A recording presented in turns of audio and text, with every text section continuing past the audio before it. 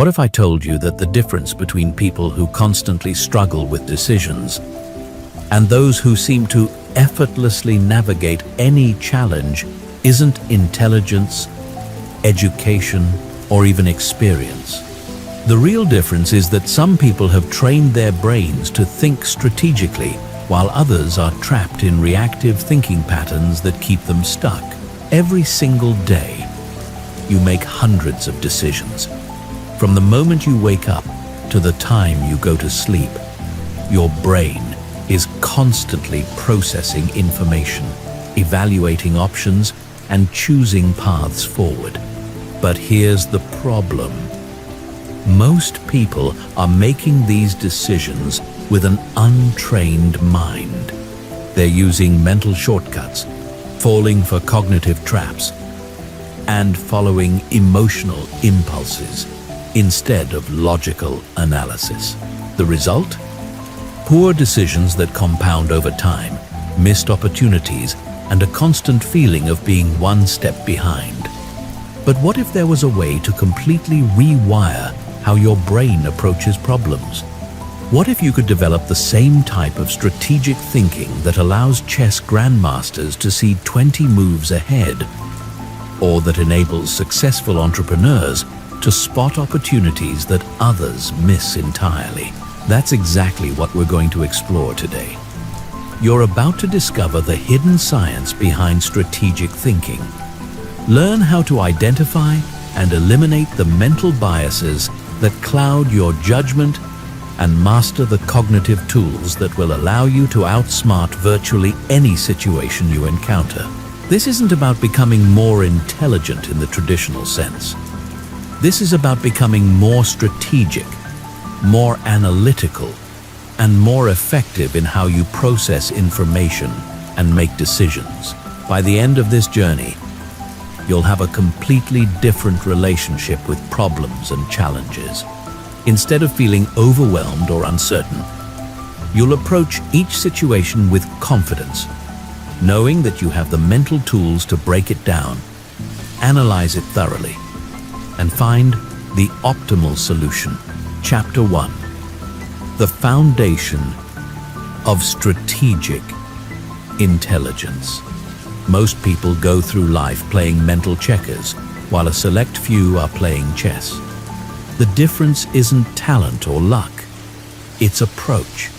Strategic intelligence is the ability to see patterns where others see chaos, to anticipate outcomes before they manifest, and to position yourself advantageously in any situation. But here's what most people misunderstand about strategic thinking. It's not about being naturally smart or having some innate gift for analysis. Strategic intelligence is a trained skill, and like any skill, it can be developed through understanding the right principles and practicing the correct techniques. The foundation of strategic intelligence rests on 4 core pillars. The first pillar is systems thinking. This means understanding that everything is connected to everything else. When most people look at a problem, they see an isolated event. Strategic thinkers see an entire ecosystem of causes, effects, and interconnected relationships. For example, when a business starts losing customers, most people might blame the sales team or the product quality. A strategic thinker would examine the entire system, market conditions, competitor actions, internal processes, customer feedback loops, employee morale, supply chain issues, and even broader economic trends. They understand that the visible problem is usually just a symptom of deeper systemic issues. The second pillar is temporal thinking, which is the ability to think across different time horizons simultaneously. Strategic thinkers don't just focus on immediate results.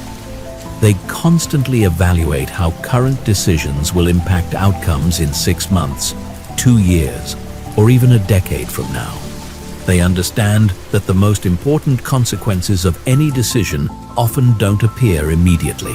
This temporal perspective allows them to make decisions that might seem suboptimal in the short term, but create massive advantages over time. Warren Buffett exemplifies this perfectly when he holds stocks for decades, while others are focused on quarterly returns. He's optimizing for a completely different time horizon, and that's what gives him his edge. The third pillar is probabilistic thinking. Instead of thinking in absolutes, strategic thinkers think in probabilities and ranges of outcomes. They don't ask, "Will this work?" They ask, "What's the probability this will work? And what are the potential ranges of outcomes?"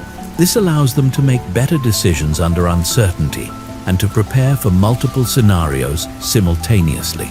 When Jeff Bezos decided to start Amazon, he didn't know it would become one of the world's largest companies. But he calculated that there was a high probability that internet commerce would grow significantly. And he positioned himself to capture value from that trend, regardless of the specific outcome. The fourth pillar is leverage thinking. Strategic thinkers are constantly looking for points of maximum leverage, where small inputs can create disproportionately large outputs. They understand that not all actions are created equal, and they focus their energy on the few activities that can create the biggest impact. This is why strategic thinkers often seem to accomplish more with less effort. They're not working harder.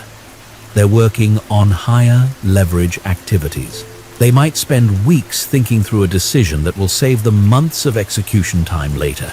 But developing strategic intelligence requires more than just understanding these concepts intellectually. You need to rewire your brain's default thinking patterns. Most people's brains are optimized for survival in immediate, physical environments. We're programmed to react quickly to threats, to conserve energy, and to stick with familiar patterns. These evolved mental shortcuts served our ancestors well when they were avoiding predators on the savannah, but they're poorly suited for navigating complex modern challenges. Strategic intelligence requires us to override these default patterns and train our brains to think more deliberately and systematically. The process begins with developing metacognitive awareness, which means becoming conscious of how you think. Most people are completely unconscious of their thought processes. They have thoughts, but they don't observe themselves thinking. Strategic thinkers develop the ability to step outside their own mental processes and observe them objectively. This allows them to catch themselves when they're falling into mental traps, to recognize when their emotions are clouding their judgment, and to deliberately choose more effective thinking strategies. It's like developing an internal observer who can monitor and guide your thought processes in real time. The next step is building cognitive flexibility. This is the ability to shift between different thinking modes, depending on what the situation requires. Sometimes you need to think analytically and break down complex problems into component parts. Other times, you need to think synthetically and see how disparate elements connect into larger patterns. Strategic thinkers develop a toolkit of different thinking approaches and become skilled at selecting the right tool for each situation. They might use systematic analysis for technical problems, creative brainstorming for innovation challenges, and game-theoretic thinking for competitive situations. Finally, strategic intelligence requires developing what psychologists call intellectual humility.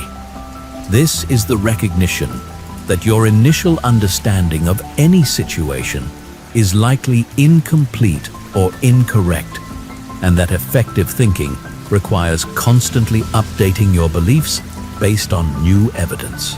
Most people suffer from overconfidence bias. They believe their first impression is accurate and look for evidence to confirm their initial judgment. Strategic thinkers assume their first impression is probably wrong and actively look for evidence that contradicts their initial assessment. This intellectual humility is what allows strategic thinkers to adapt and improve continuously. They're not attached to being right. They're attached to finding better solutions. They view changing their mind as a sign of intellectual strength, not weakness. When you combine systems thinking, temporal thinking, probabilistic thinking, and leverage thinking with metacognitive awareness, cognitive flexibility, and intellectual humility, you create a foundation for strategic intelligence that can be applied to virtually any domain of life. Chapter 2. Breaking free from mental autopilot. Your brain is designed to be lazy. That might sound harsh, but it's actually a feature, not a bug. The human brain consumes about 20% of your body's total energy, despite being only 2% of your body weight. To conserve this precious energy, your brain has evolved to automate as many processes as possible, creating mental shortcuts and habitual patterns that require minimal conscious effort. These mental shortcuts, called heuristics, are incredibly useful for routine tasks. You don't want to consciously analyze every step of walking, driving a familiar route, or brushing your teeth. But the same energy-saving mechanisms that make routine tasks effortless also trap you in autopilot thinking when you encounter complex challenges that require careful analysis. Mental autopilot manifests in several destructive ways. The first is pattern matching without context analysis. When you encounter a new situation, your brain immediately searches for familiar patterns and tries to apply previously successful solutions. This works well when the new situation truly matches previous experiences, but it fails catastrophically when surface similarities mask fundamental differences. For example, many business leaders who succeeded in stable markets fail when conditions become volatile because they keep applying strategies that worked in the past without recognizing that the underlying dynamics have changed. They're pattern matching without updating for new contexts. The second manifestation is emotional hijacking. When you encounter stress, uncertainty, or conflict, primitive parts of your brain designed for physical survival take over from the more sophisticated regions responsible for strategic thinking. Your nervous system floods with stress hormones that impair working memory, reduce cognitive flexibility, and narrow your attention to immediate threats. This is why people often make their worst decisions when the stakes are highest. The pressure of important decisions triggers the exact mental state that's least conducive to good decision-making. Breaking free from autopilot requires learning to recognize these emotional hijacking episodes and developing techniques to restore clear thinking. The third manifestation is cognitive conservatism, which is the tendency to stick with familiar approaches even when they're no longer optimal. Your brain treats new approaches as risky because they require energy and attention, while familiar approaches feel safe because they've been successful before. This bias toward the familiar keeps people trapped in suboptimal patterns long after better alternatives become available. It's why organizations often resist innovation, why individuals stay in unsatisfying situations, and why entire industries can be disrupted by outsiders who aren't constrained by traditional thinking. Breaking free from mental autopilot requires developing what neuroscientists call cognitive control. This is your ability to consciously direct your attention, override automatic responses, and choose more deliberate thinking strategies. Think of it as developing a mental override system that can take control when your default patterns aren't serving you. The first step in developing cognitive control is creating trigger recognition systems. These are mental alerts that help you recognize when you're operating on autopilot and need to shift into more deliberate thinking. Some common triggers include feeling stuck on a problem, experiencing strong emotional reactions, noticing that you're applying familiar solutions without analysis, or realizing that you're avoiding difficult decisions. When you notice these triggers, the next step is implementing what psychologists call cognitive debiasing techniques. These are specific mental exercises designed to counteract your brain's automatic shortcuts and restore clear thinking. One powerful technique is the outside view method. When you're analyzing a situation, instead of focusing on the specific details that make your situation feel unique, you step back and ask, what typically happens in situations like this? This forces you to consider base rates and statistical patterns rather than getting lost in the details that make your situation feel special. Another essential technique is prospective hindsight, also known as the pre-mortem. Instead of trying to predict what will go right, you imagine that your plan has failed spectacularly and work backward to identify what could have caused the failure. This technique is remarkably effective at revealing blind spots and potential problems that normal planning processes miss. A third critical technique is consider the opposite. Whenever you form a strong opinion or reach a confident conclusion, you deliberately generate arguments for the opposite position. This isn't about becoming indecisive or losing confidence in your judgment. It's about stress testing your thinking and ensuring that your conclusions can withstand scrutiny. But perhaps the most important cognitive debiasing technique is developing what researchers call intellectual empathy. This is the ability to genuinely understand perspectives that differ from your own, not just superficially, but at a deep level, where you can see how reasonable people might reach different conclusions. Intellectual empathy requires you to suppress your natural tendency to judge other perspectives as wrong or inferior, and instead work to understand the logic and evidence that supports different viewpoints. This doesn't mean becoming relativistic or believing that all opinions are equally valid. It means becoming more sophisticated in your analysis by understanding the full landscape of reasonable positions. Developing cognitive control also requires building better emotional regulation skills, since emotional hijacking is one of the primary ways that autopilot thinking takes over. Learning to manage your emotional state is crucial for maintaining clear thinking under pressure. One of the most effective emotional regulation techniques is cognitive reappraisal, which involves changing how you interpret challenging situations.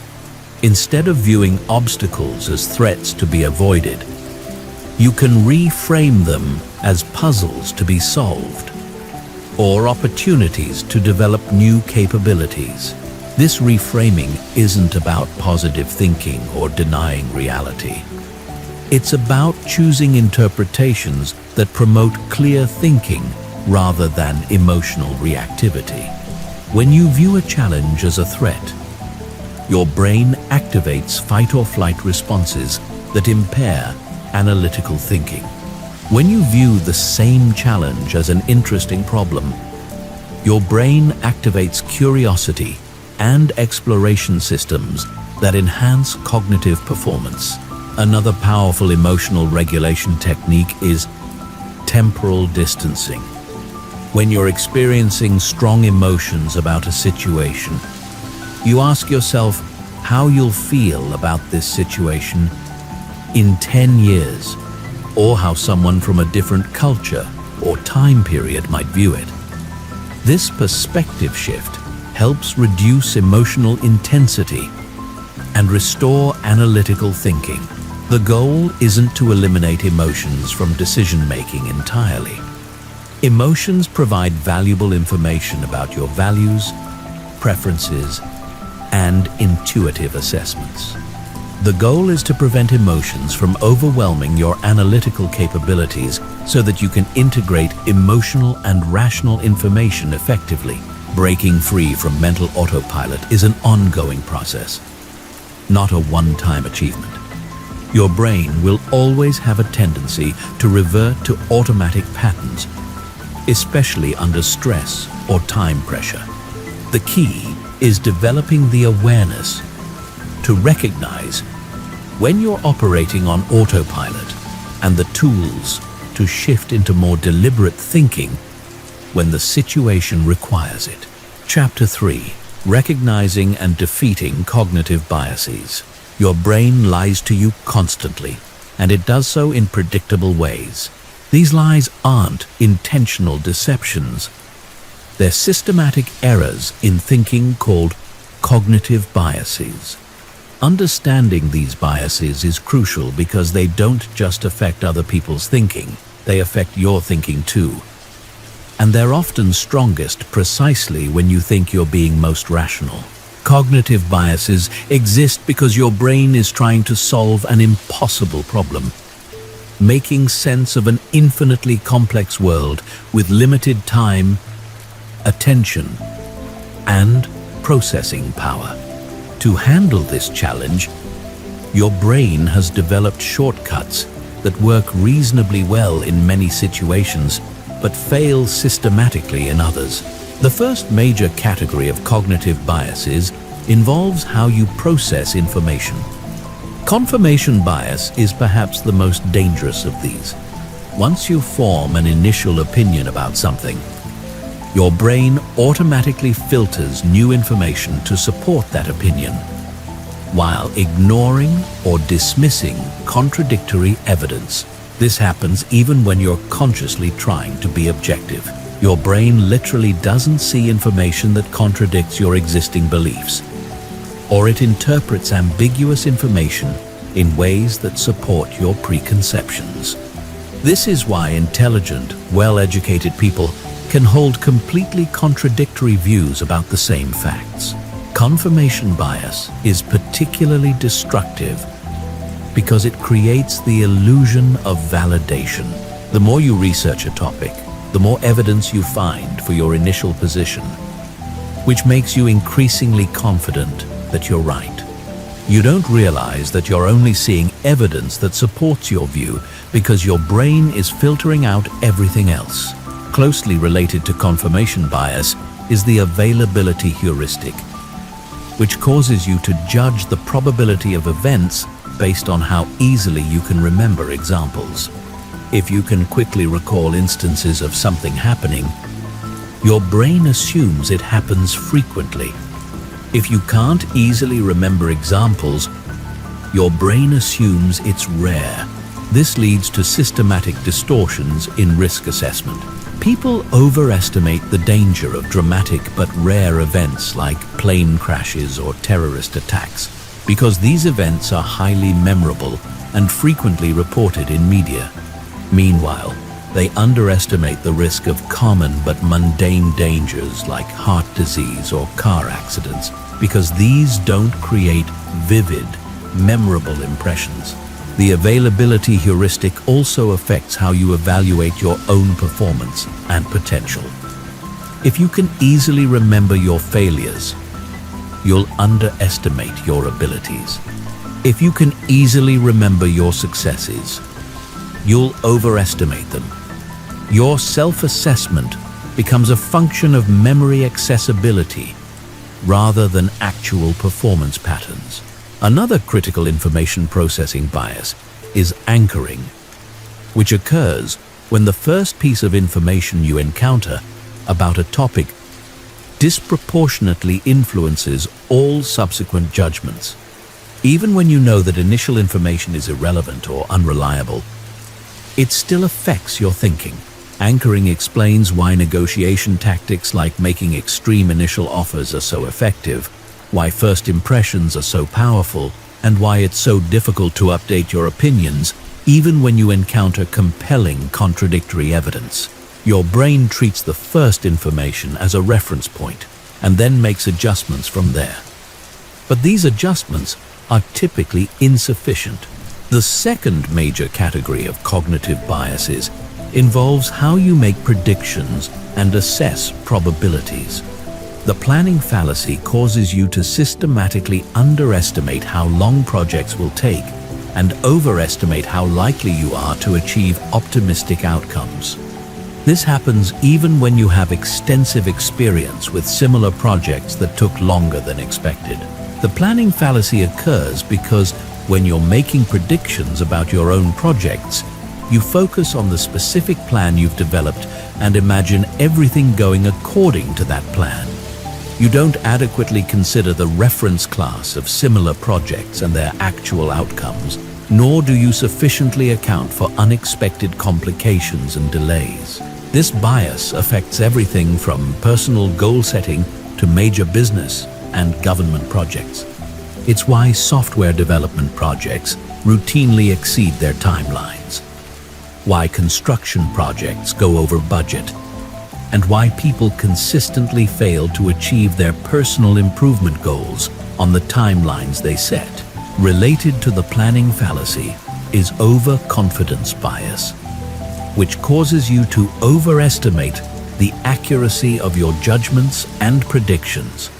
When asked to provide confidence intervals for estimates, most people provide ranges that are far too narrow. Events that they think have a 5% chance of occurring actually happen about 20 to 30% of the time. Overconfidence bias is particularly dangerous for complex decisions because it prevents you from adequately preparing for scenarios where your primary plan doesn't work. If you're overconfident about your predictions, you won't invest enough effort in contingency planning or risk management. The third major category involves social and motivational biases. Self-serving bias causes you to interpret information in ways that support your self-image and interests. When good things happen to you, you attribute them to your skill and effort.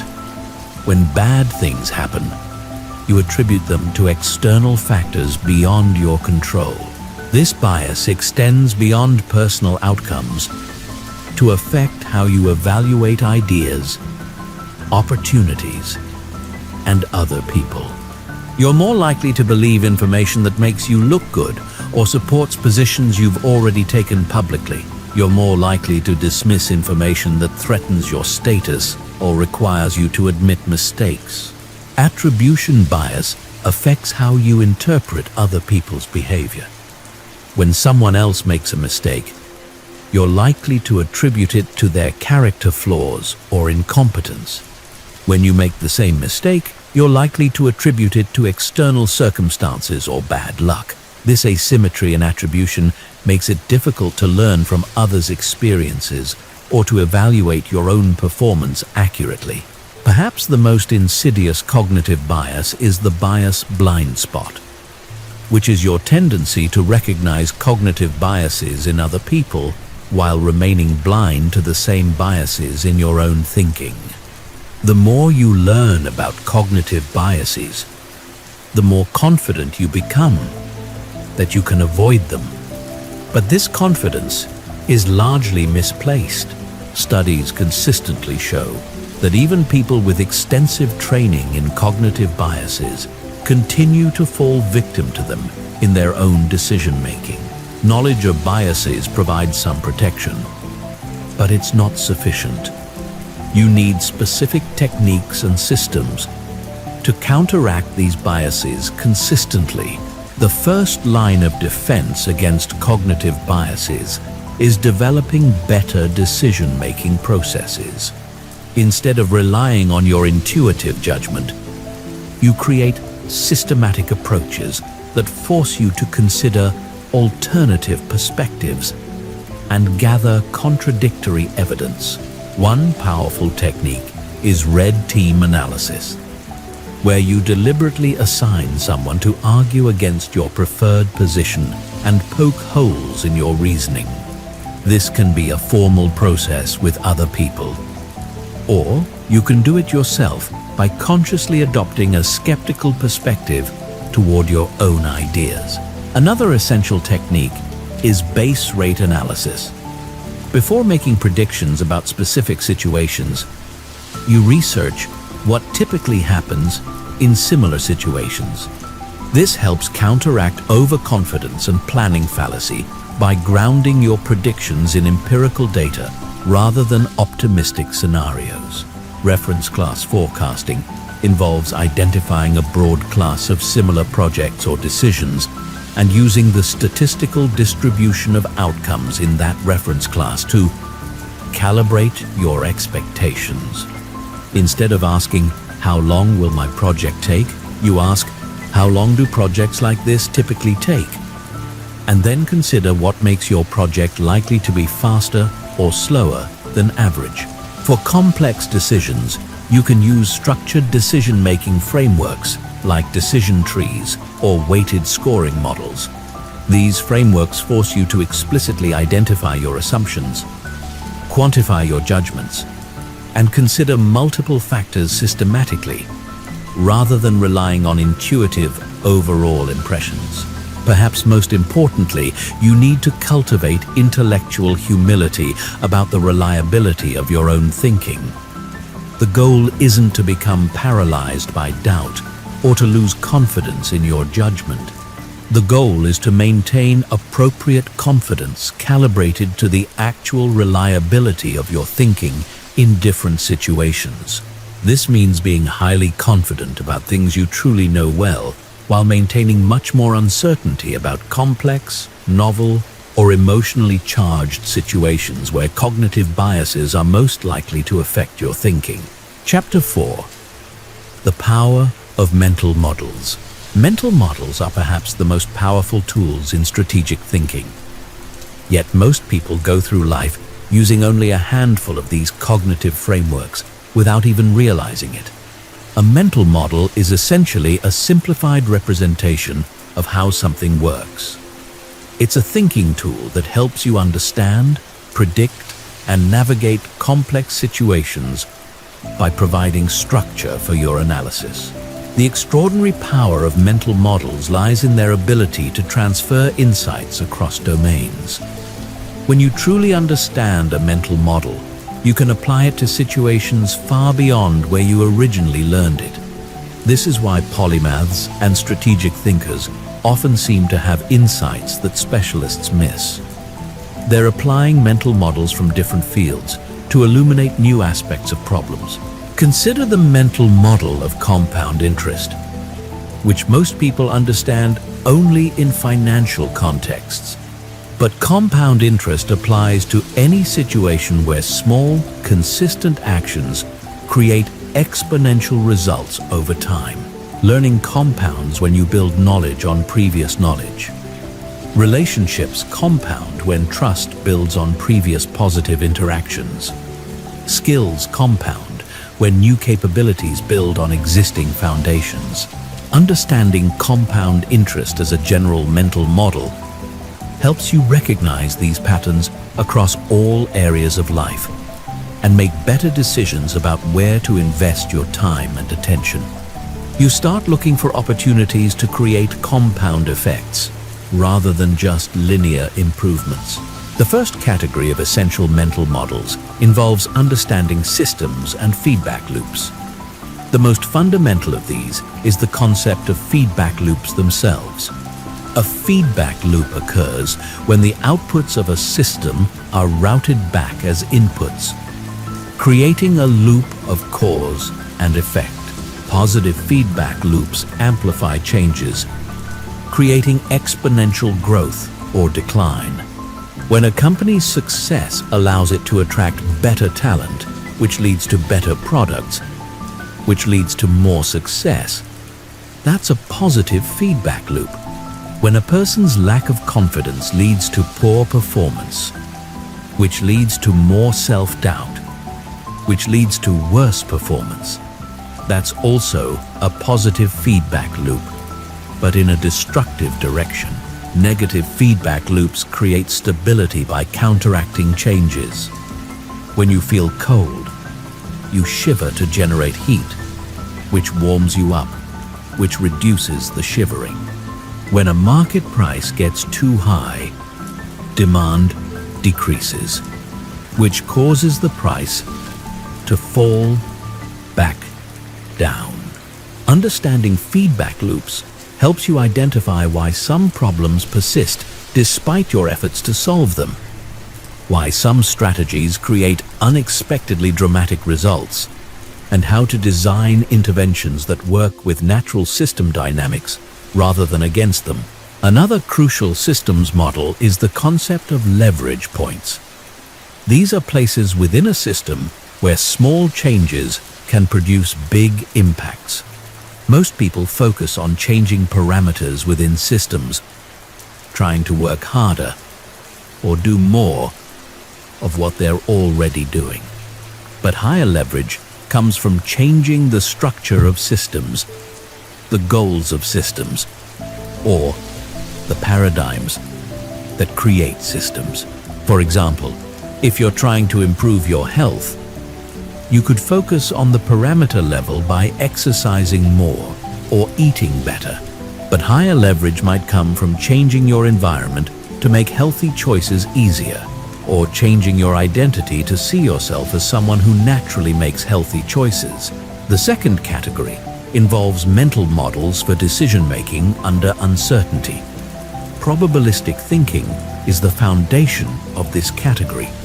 Instead of thinking in terms of certainties, you think in terms of probability distributions and expected values.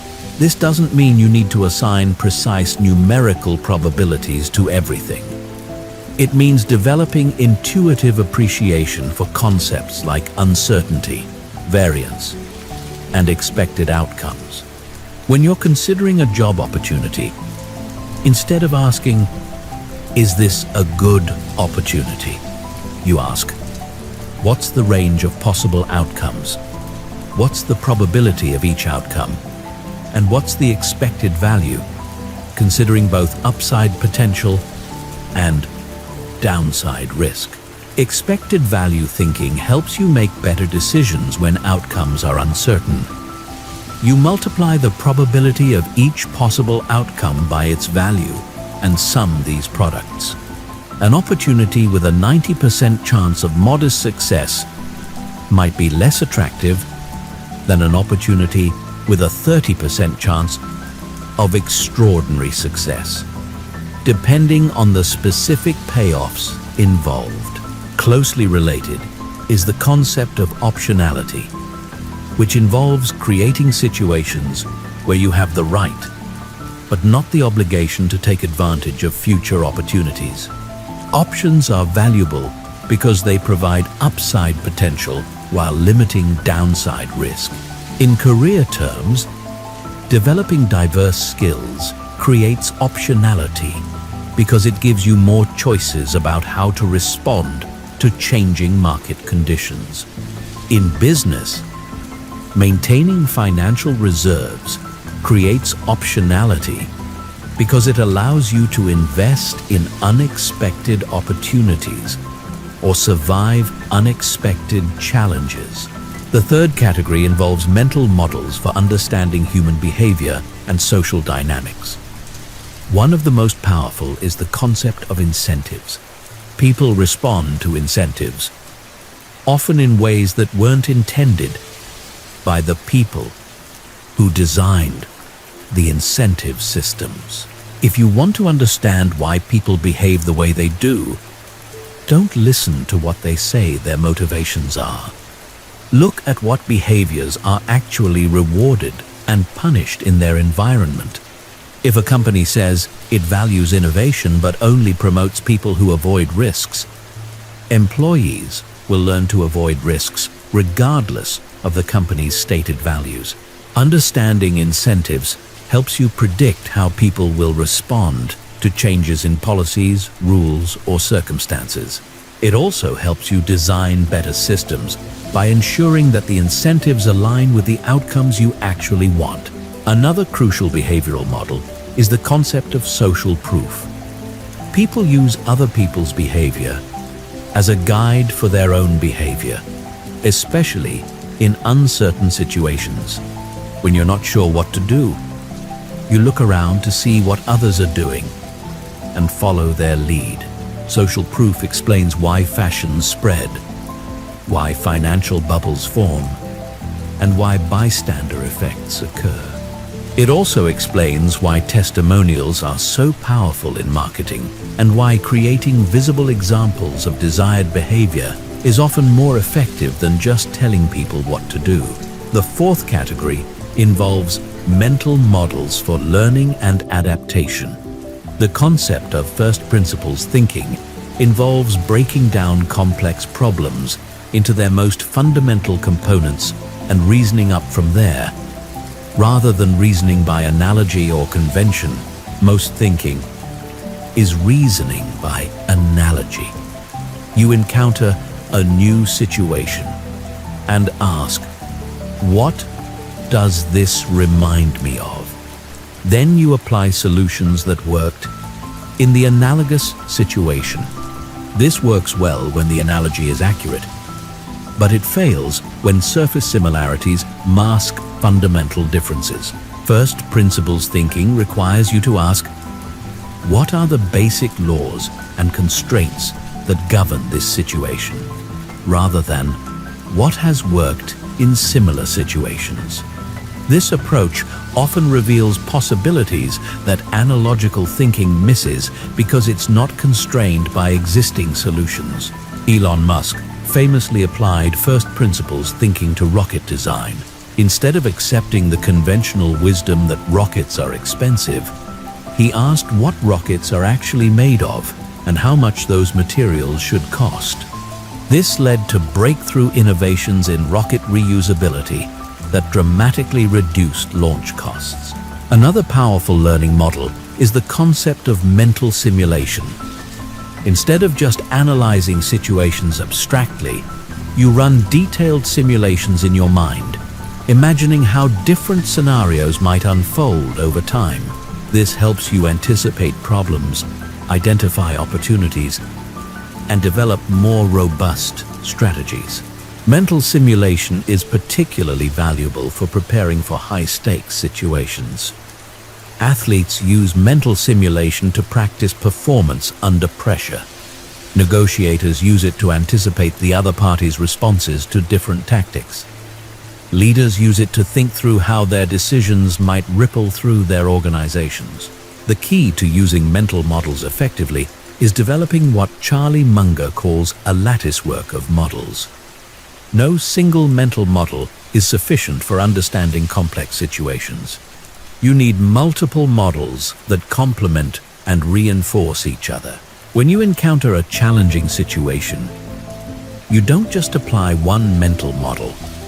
You apply several different models and look for insights that emerge from the intersection.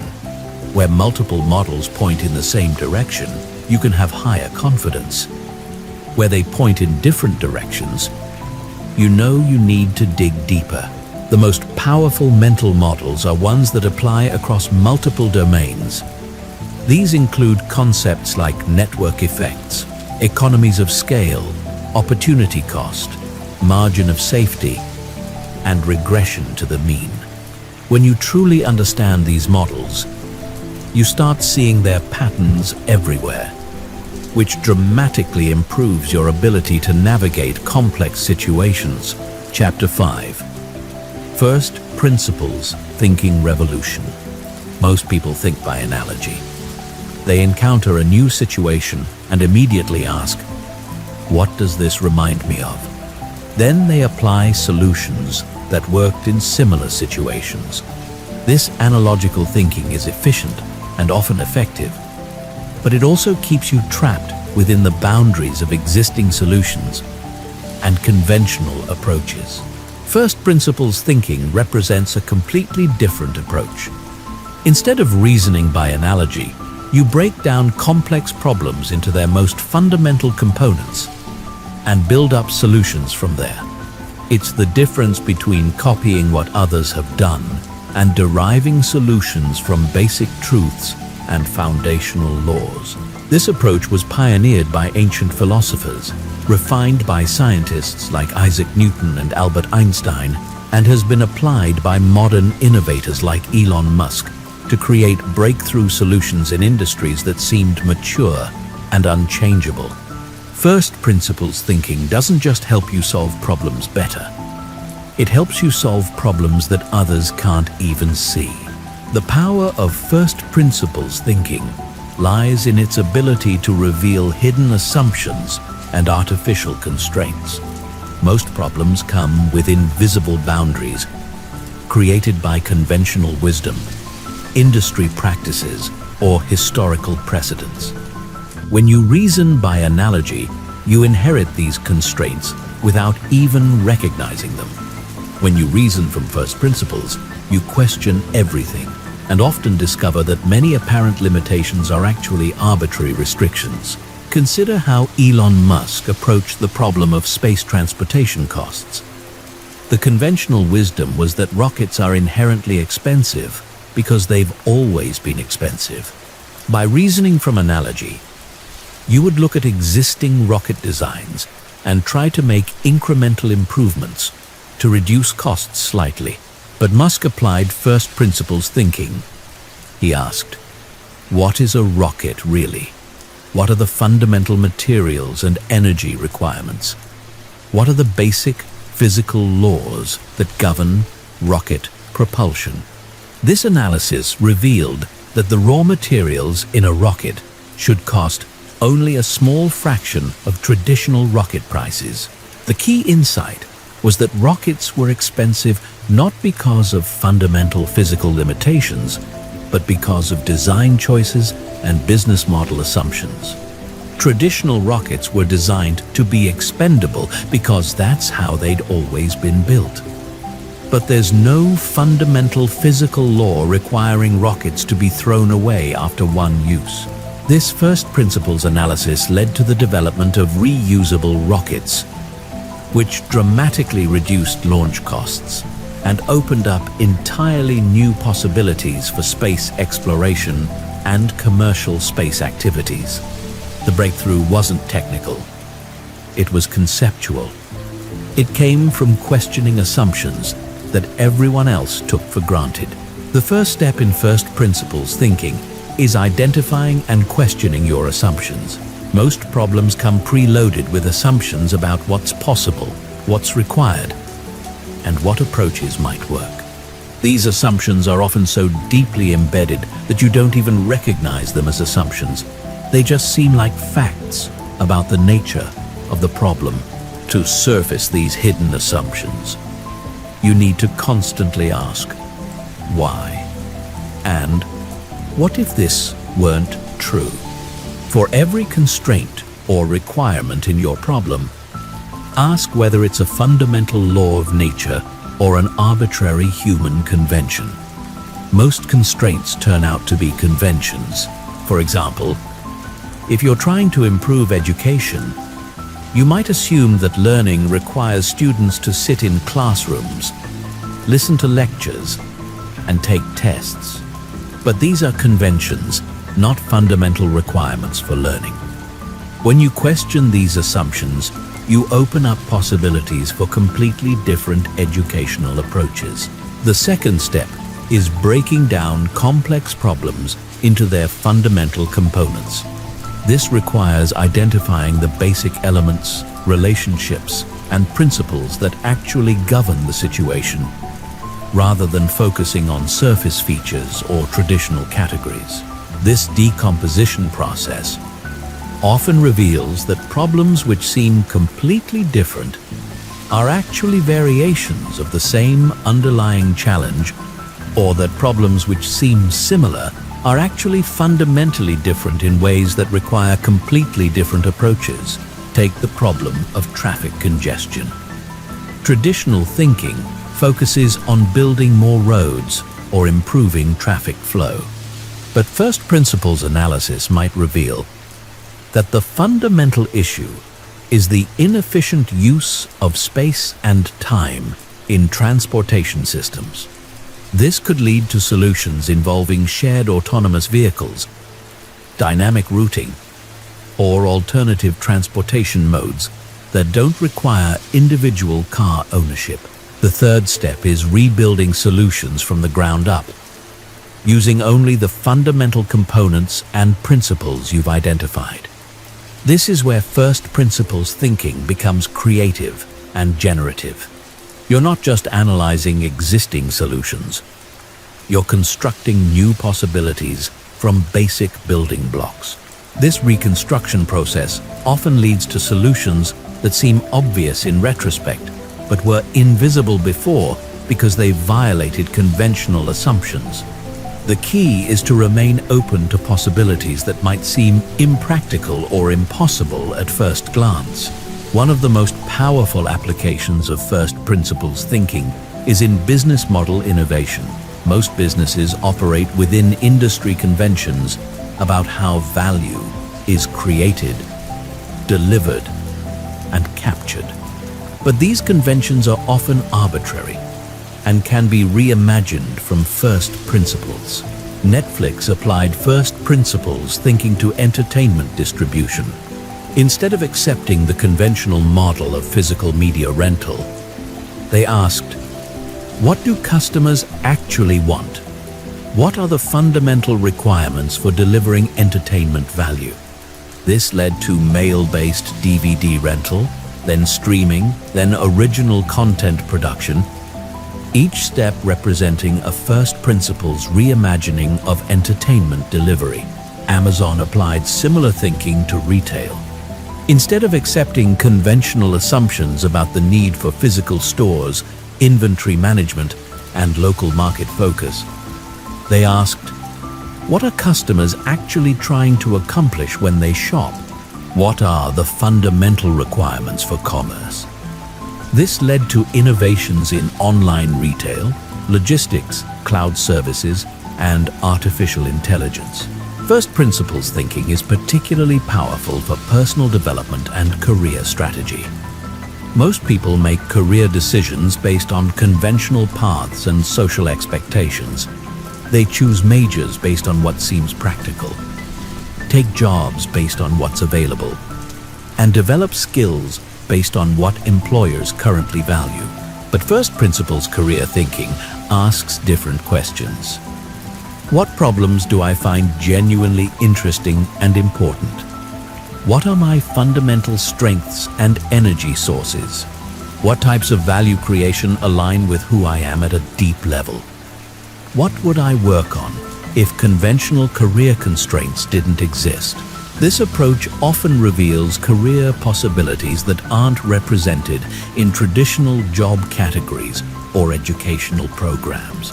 It might lead you to create entirely new roles, combine skills from different fields in novel ways, or build businesses around problems that others haven't recognized yet.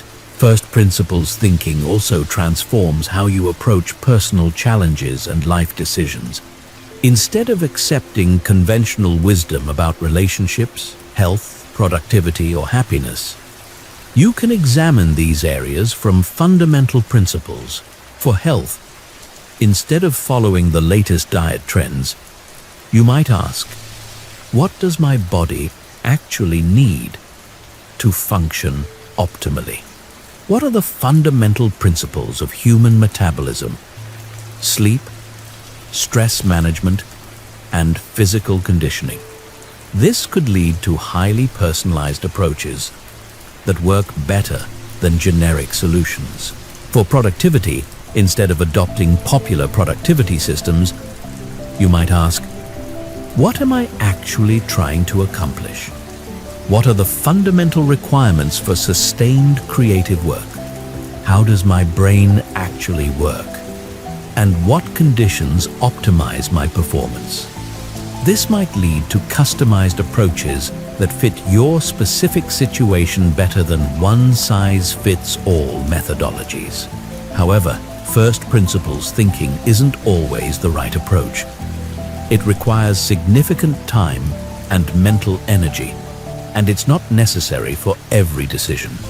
You should use first principles thinking for important, complex, or novel situations where conventional approaches aren't working, or where breakthrough solutions could create significant value.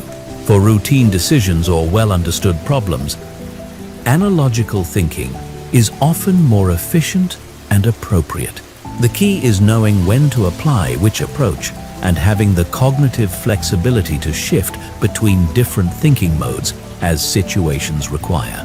First principles thinking also requires intellectual courage. When you question fundamental assumptions and propose solutions that violate conventional wisdom, you'll often face skepticism and resistance. People are comfortable with familiar approaches, even when they're not working well. This resistance isn't just external, it's internal too. Your own brain will resist first principles thinking because it requires more effort and creates more uncertainty than analogical thinking. You'll need to develop tolerance for ambiguity and confidence in your ability to reason through complex problems from scratch. The ultimate goal of first principles thinking isn't to reject all conventional wisdom or to reinvent everything from scratch. It's to develop the ability to distinguish between fundamental truths and arbitrary conventions, so you can leverage what actually works while remaining free to innovate where innovation is needed. When you master first principles thinking, you develop what could be called conceptual independence. You're no longer limited by other people's assumptions about what's possible or necessary. You can see problems clearly and construct solutions that fit the actual requirements of situations rather than the inherited assumptions about how things should be done. This conceptual independence is one of the most valuable capabilities you can develop in a rapidly changing world where many conventional approaches are becoming obsolete and new challenges require fresh thinking approaches. Chapter 6. Mastering Decision Making Under Pressure. The quality of your life is determined by the quality of your decisions. But most people make their worst decisions precisely when the stakes are highest. When pressure mounts, deadlines loom, or conflicts arise. The cognitive systems responsible for strategic thinking get hijacked by primitive survival mechanisms designed for physical threats, not complex modern challenges. Understanding how pressure affects your brain is the first step in maintaining decision-making quality under stress. When you perceive a threat or urgent deadline, your nervous system releases stress hormones like cortisol and adrenaline. These chemicals narrow your attention, impair working memory, and shift your brain into reactive mode rather than reflective mode. This stress response was adaptive when our ancestors faced immediate physical dangers, but it's counterproductive for modern challenges that require careful analysis and creative problem solving. The same physiological state that helps you run from a predator will sabotage your ability to navigate a complex negotiation or make a strategic business decision. The first technique for maintaining decision quality under pressure is stress inoculation. This involves deliberately practicing decision-making in high-pressure situations, so your brain learns to maintain cognitive function despite stress. Military units, emergency responders, and elite athletes all use variations of stress inoculation training. You can apply this principle by creating artificial pressure when practicing important skills. If you need to give presentations under pressure, practice your presentations while doing physical exercise or under time constraints. If you need to make financial decisions under stress, practice with simulated scenarios that include emotional pressure and time limits. The key is gradually increasing the pressure in controlled environments, so your brain develops the neural pathways needed to maintain cognitive function under stress. This isn't about becoming immune to stress. It's about training your brain to access analytical thinking, even when your nervous system is activated. Another crucial technique is implementing decision-making protocols. These are predetermined frameworks that guide your thinking process when your natural cognitive abilities are compromised by pressure. Having a systematic approach reduces the cognitive load of deciding how to think about a problem, allowing you to focus your limited mental resources on the actual analysis. One powerful protocol is the OODA loop, developed by military strategist John Boyd. OODA stands for Observe, Orient, Decide, and Act. Under pressure, you systematically observe the situation. Orient yourself by understanding the context and your objectives. Decide on a course of action and act decisively while remaining ready to restart the cycle as conditions change. This framework prevents you from rushing into action without adequate analysis, while also preventing you from getting stuck in analysis paralysis. It provides structure for thinking under pressure while maintaining the flexibility to adapt as situations evolve. For complex decisions under pressure, use the rapid decision-making matrix. List your main options. Identify the 3 most important criteria for evaluating those options, and quickly score each option on each criterion. This forces you to be explicit about your priorities and provides a structured way to compare alternatives even when you don't have time for exhaustive analysis. The matrix prevents you from being overwhelmed by complexity while ensuring that you consider multiple factors rather than making decisions based on the most salient or emotionally compelling single factor. Temporal thinking becomes especially important under pressure. When you feel rushed, your natural tendency is to focus entirely on immediate consequences while ignoring long-term implications. This leads to decisions that solve immediate problems but create bigger problems later. Counter this by implementing the 10-10-10 rule.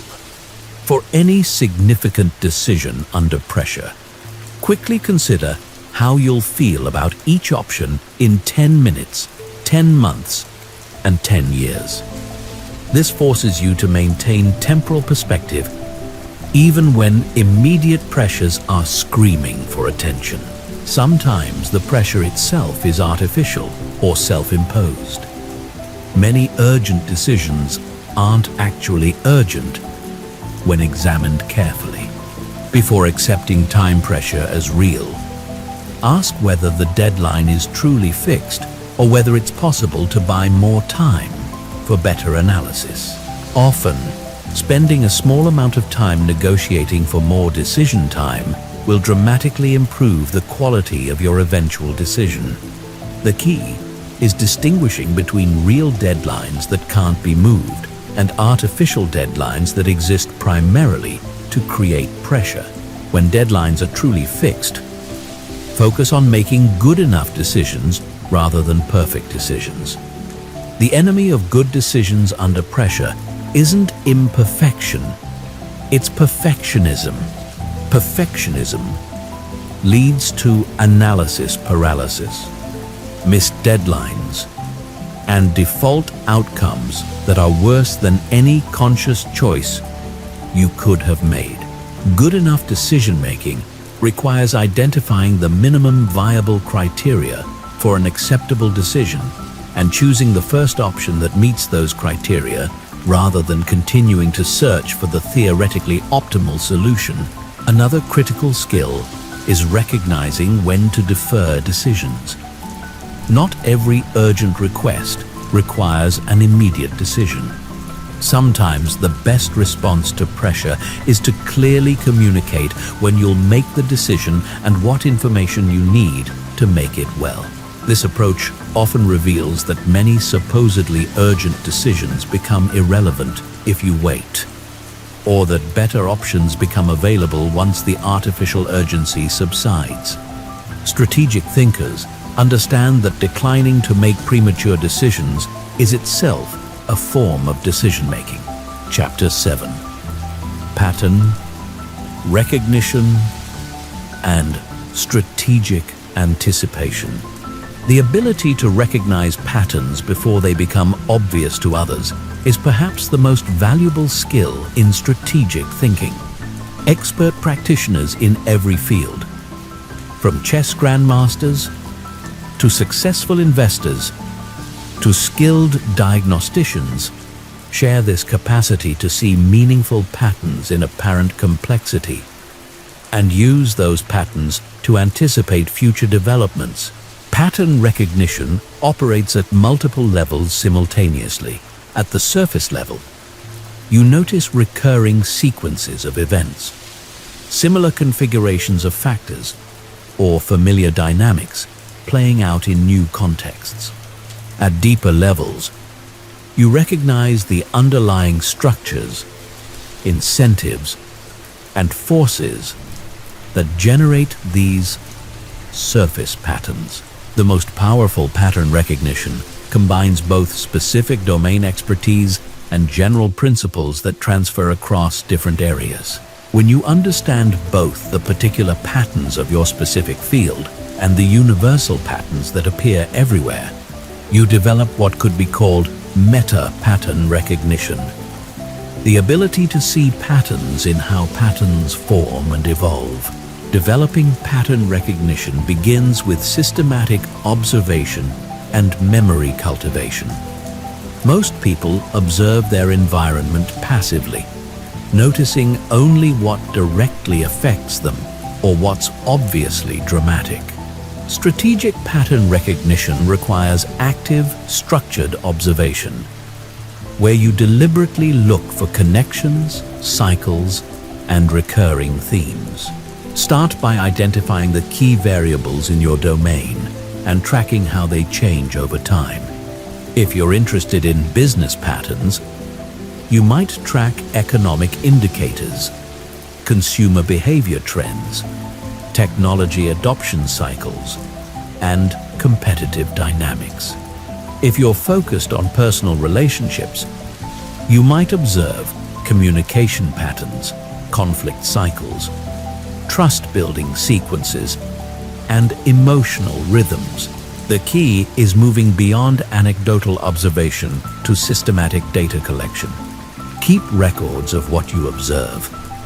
Look for recurring themes across different time periods and contexts, and test your pattern hypotheses against subsequent events. Historical analysis provides the foundation for pattern recognition. Current events always feel unique and unprecedented, but most seemingly novel situations are variations of patterns that have played out many times before in different contexts. Studying history helps you recognize these deeper patterns and avoid being misled by surface differences. For business strategy, study how previous companies have responded to technological disruption, economic cycles, and competitive threats. For personal development, study how others have navigated career transitions, relationship challenges, and major life changes. For social and political understanding, study how societies have dealt with similar pressures and conflicts throughout history. The goal isn't to assume that history repeats exactly, but to understand the underlying dynamics that tend to recur in different forms. As Mark Twain supposedly said, "History doesn't repeat, but it often rhymes." Leading indicators are early signals that suggest larger patterns are beginning to unfold. These are changes that occur before the main trend becomes visible to most observers. Identifying reliable leading indicators gives you significant strategic advantages because you can position yourself advantageously before the broader pattern becomes apparent. In economic contexts, leading indicators might include changes in credit conditions, early shifts in consumer sentiment, or emerging technologies that could disrupt existing business models. In organizational contexts, leading indicators might include changes in key personnel, shifts in resource allocation, or early customer feedback on new initiatives. The challenge with leading indicators is distinguishing meaningful signals from random noise. Not every early change represents the beginning of a larger pattern. Developing reliable pattern recognition requires calibrating your sensitivity to avoid both missing important signals and being distracted by false alarms. Scenario planning enhances pattern recognition by forcing you to think through how different combinations of factors might interact to create various future outcomes. Instead of trying to predict one specific future, you develop multiple plausible scenarios and identify the early warning signs that would suggest each scenario is becoming more likely. This approach helps you recognize patterns as they're emerging rather than only after they're fully established. You become more sensitive to early signals because you've already thought through what those signals might indicate. For each scenario, identify the key variables that would drive that outcome and the early indicators that would suggest those variables are changing in the predicted direction. Then monitor those indicators systematically and update your scenario probabilities as new information becomes available. Cross-domain pattern recognition involves identifying structural similarities between apparently different fields. The same underlying patterns often appear in business, biology, psychology, physics, and social systems. When you recognize these cross-domain patterns, you can transfer insights from areas where patterns are well understood to areas where they're just beginning to emerge. For example, network effects appear in technology platforms, social movements, ecosystem development, and immune system responses. Understanding how network effects work in one domain helps you recognize and anticipate them in other domains. Viral spread patterns appear in infectious diseases, social media content, innovation adoption, and financial contagion. The mathematical models that describe viral spread in epidemiology can provide insights into how ideas, technologies, or market panics might spread through social and economic networks. Anti-fragility patterns appear in biological systems, technological development, and organizational design. Systems that become stronger under stress rather than merely surviving it. Recognizing anti-fragile patterns helps you design strategies that benefit from uncertainty and volatility rather than just defending against them. Cycle recognition is particularly valuable for timing decisions and managing resources. Many patterns are cyclical, repeating with relatively predictable rhythms. Economic cycles, fashion cycles, political cycles, and personal energy cycles all follow recognizable patterns that can inform strategic timing. The key insight about cycles is that their emotional and psychological components are often more predictable than their specific technical details. Even when you can't predict exactly when a market cycle will turn, you can often recognize when sentiment has reached unsustainable extremes that typically precede reversals. Pattern degradation is equally important to recognize. Patterns that have been reliable in the past don't necessarily remain reliable forever. Changes in underlying conditions can make previously predictive patterns less useful or even misleading. Technology disruption often works by breaking patterns that seemed permanent. The rise of digital photography eliminated patterns that had governed the film industry for decades. Social media transformed communication patterns that had been stable for generations. Stay alert for signs that your recognized patterns might be losing their predictive power. When established patterns start producing unexpected results, it's often a signal that underlying conditions have changed and new patterns are emerging. Chapter 8. Advanced Problem Decomposition Techniques. Complex problems often feel overwhelming because your brain perceives them as single, massive challenges rather than collections of smaller, manageable components. Advanced problem decomposition transforms seemingly impossible challenges into systematic workflows where each component can be understood, analyzed, and addressed individually.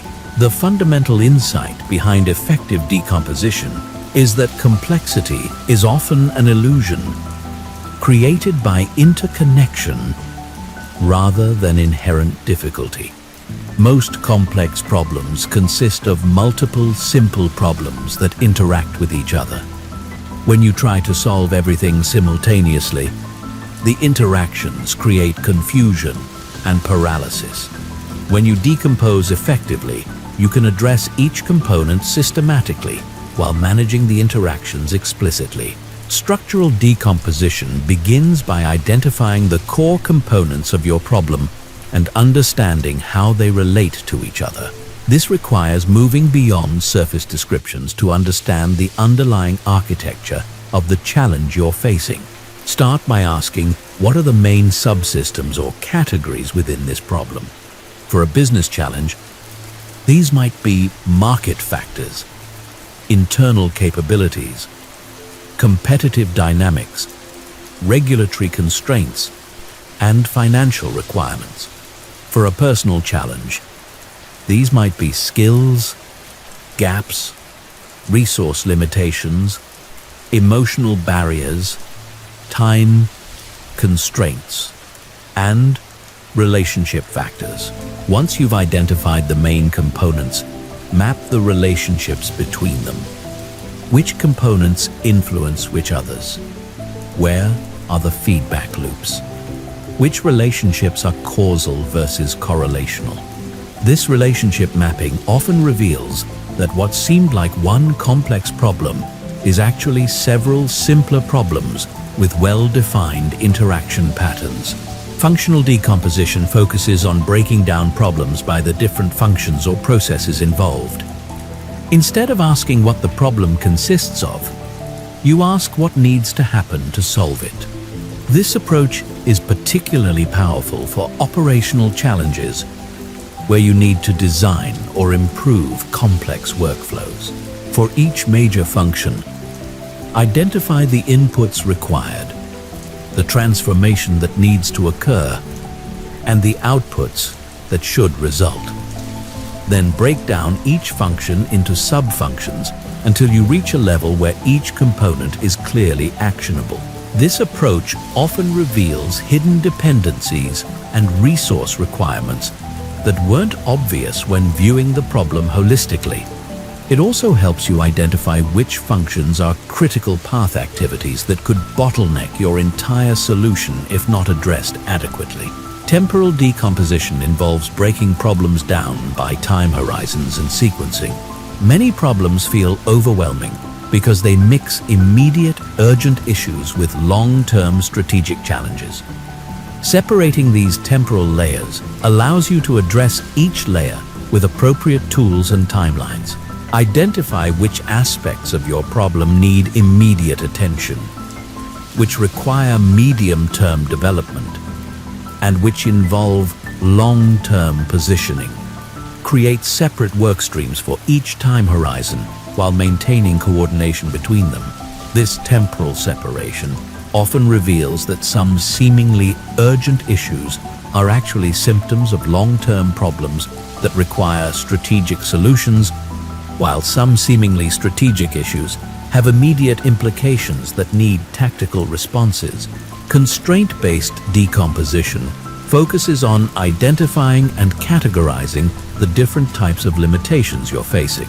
Constraints often interact in complex ways, making problems seem more difficult than they actually are. When you identify and categorize constraints explicitly, you can often find ways to address them systematically or work around them creatively. Theory of constraints analysis helps you identify which constraint is currently limiting your progress most severely. Once you address the primary constraint, a different constraint typically becomes the limiting factor. This approach prevents you from wasting effort on improvements that won't actually increase your overall performance. Some constraints are immutable facts of nature or law that you must accept and work around.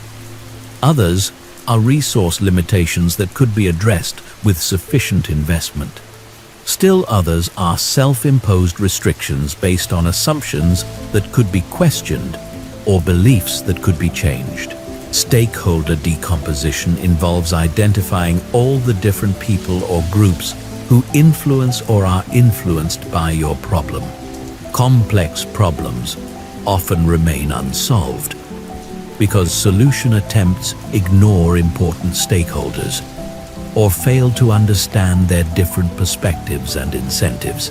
Map out all the stakeholders. Understand their interests and concerns. Identify potential conflicts between different stakeholder groups and design solutions that address the legitimate needs of all important parties.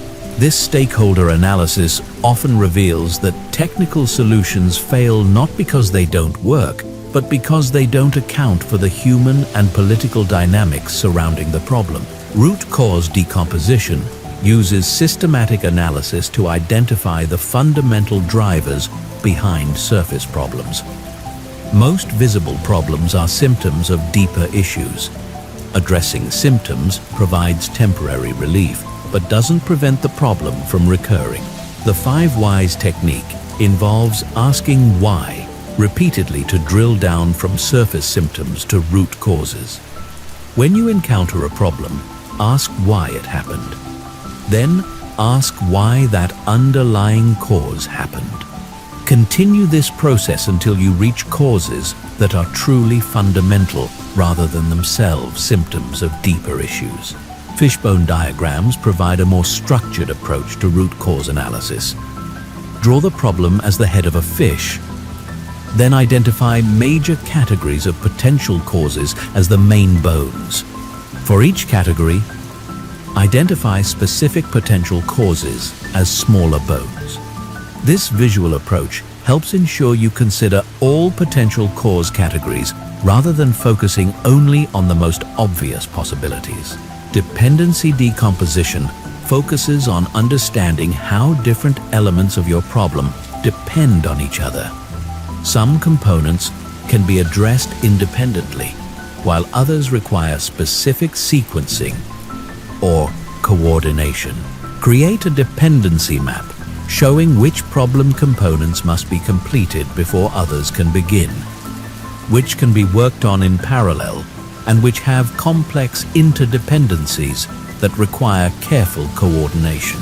This dependency analysis often reveals that problems which seem to require simultaneous progress on all fronts actually have logical sequences where early progress creates the foundation for later breakthroughs. Value chain decomposition breaks problems down according to the sequence of value-creating activities involved.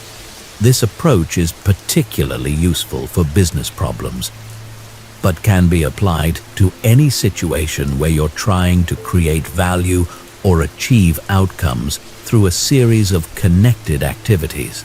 Map out each step in your value creation process. Identify where value is currently being created or destroyed. Look for bottlenecks or inefficiencies in the chain, and design improvements that optimize the entire system rather than just individual components. Chapter 9. Emotional intelligence in strategic thinking. Strategic thinking isn't purely rational. Emotions provide crucial information about values, priorities, and potential outcomes that purely logical analysis might miss. The key is learning to integrate emotional intelligence with analytical thinking rather than viewing them as opposing forces. Emotional intelligence in strategic contexts involves four main capabilities: emotional awareness, emotional regulation, social awareness, and relationship management. Each of these capabilities enhances your ability to think strategically by providing additional sources of information and influence. Emotional awareness begins with recognizing your own emotional responses to different situations and understanding what those emotions are telling you. Emotions aren't just random internal weather. They're information processing systems that evaluate situations according to your deep values and past experiences. Fear often signals potential threats or risks that your analytical mind might have overlooked. Excitement might indicate opportunities that align with your core motivations. Frustration might reveal conflicts between your current approach and your underlying values or goals. The key is learning to decode these emotional signals rather than either ignoring them or being controlled by them. When you notice strong emotional reactions to strategic decisions, pause and ask what information these emotions might be providing about the situation. Sometimes emotional reactions reveal unstated assumptions or hidden concerns that need to be addressed explicitly. Other times they indicate value conflicts that require conscious resolution. Occasionally, they signal pattern recognition happening below conscious awareness that deserves further analytical investigation. Emotional regulation in strategic contexts doesn't mean suppressing emotions or making purely rational decisions. It means managing your emotional state so that emotions inform your thinking without overwhelming your analytical capabilities. When facing high-stakes decisions, your emotional state affects your cognitive abilities, risk assessment, creativity, and ability to consider multiple perspectives. Learning to regulate your emotional state is therefore a cognitive performance strategy, not just a personal wellness practice. Techniques for emotional regulation include cognitive reappraisal, where you consciously reframe challenging situations in ways that promote more effective emotional responses. Instead of viewing setbacks as failures, you can reframe them as learning opportunities. Instead of viewing competition as threats, you can reframe them as benchmarks for improvement. Physical regulation techniques like controlled breathing, progressive muscle relaxation, and mindfulness meditation can help restore cognitive function when emotional arousal is interfering with clear thinking. Temporal regulation involves adjusting your time perspective to reduce emotional intensity. When you're feeling overwhelmed by immediate pressures, expanding your time horizon to consider how current challenges fit into longer-term patterns can reduce emotional reactivity and restore strategic perspective. Social awareness involves reading the emotional states and motivations of other people involved in your strategic situation. Other people's emotions provide valuable information about their priorities, concerns, and likely responses to different approaches. This social emotional intelligence helps you predict how others will respond to your strategic initiatives, identify potential sources of resistance or support, and design approaches that work with human psychology rather than against it. Pay attention to incongruence between what people say and how they feel. Words can be controlled consciously, but emotional expressions are harder to fake. When someone's emotional signals contradict their verbal statements, the emotions usually provide more accurate information about their true position. Look for emotional patterns in groups and organizations. Collective emotions like excitement, anxiety, confidence, or resignation affect how groups process information and make decisions. Understanding these collective emotional states helps you time initiatives appropriately and frame communications effectively. Relationship management involves using emotional intelligence to influence and coordinate with others in pursuit of strategic objectives. This isn't manipulation. It's skillful communication that acknowledges the emotional dimensions of human interaction. Building trust requires emotional consistency and reliability over time. People need to feel that you understand their concerns and interests, not just that you can present logical arguments. Strategic initiatives often fail, not because they're analytically flawed, but because they don't address the emotional needs of key stakeholders. Influence through emotional intelligence involves connecting your strategic objectives with other people's emotional motivations.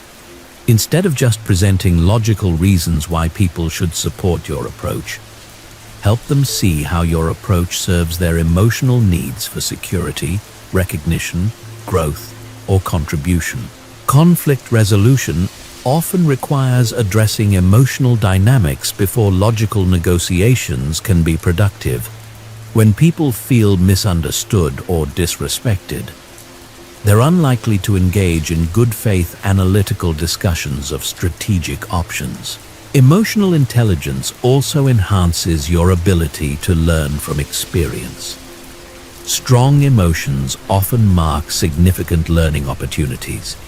Situations that generate intense emotions usually involve important values, unexpected outcomes, or conflicts between different mental models. Instead of just moving past emotionally charged experiences, use them as learning laboratories. What triggered the strong emotions? What values or expectations were involved? What does this reveal about your assumptions or blind spots? How might you approach similar situations differently in the future?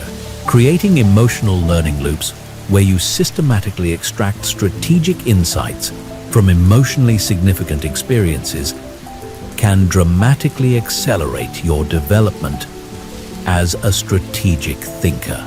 Intuition deserves special attention in strategic thinking. Intuitive judgments aren't magical. They're rapid processing of complex patterns by unconscious mental systems.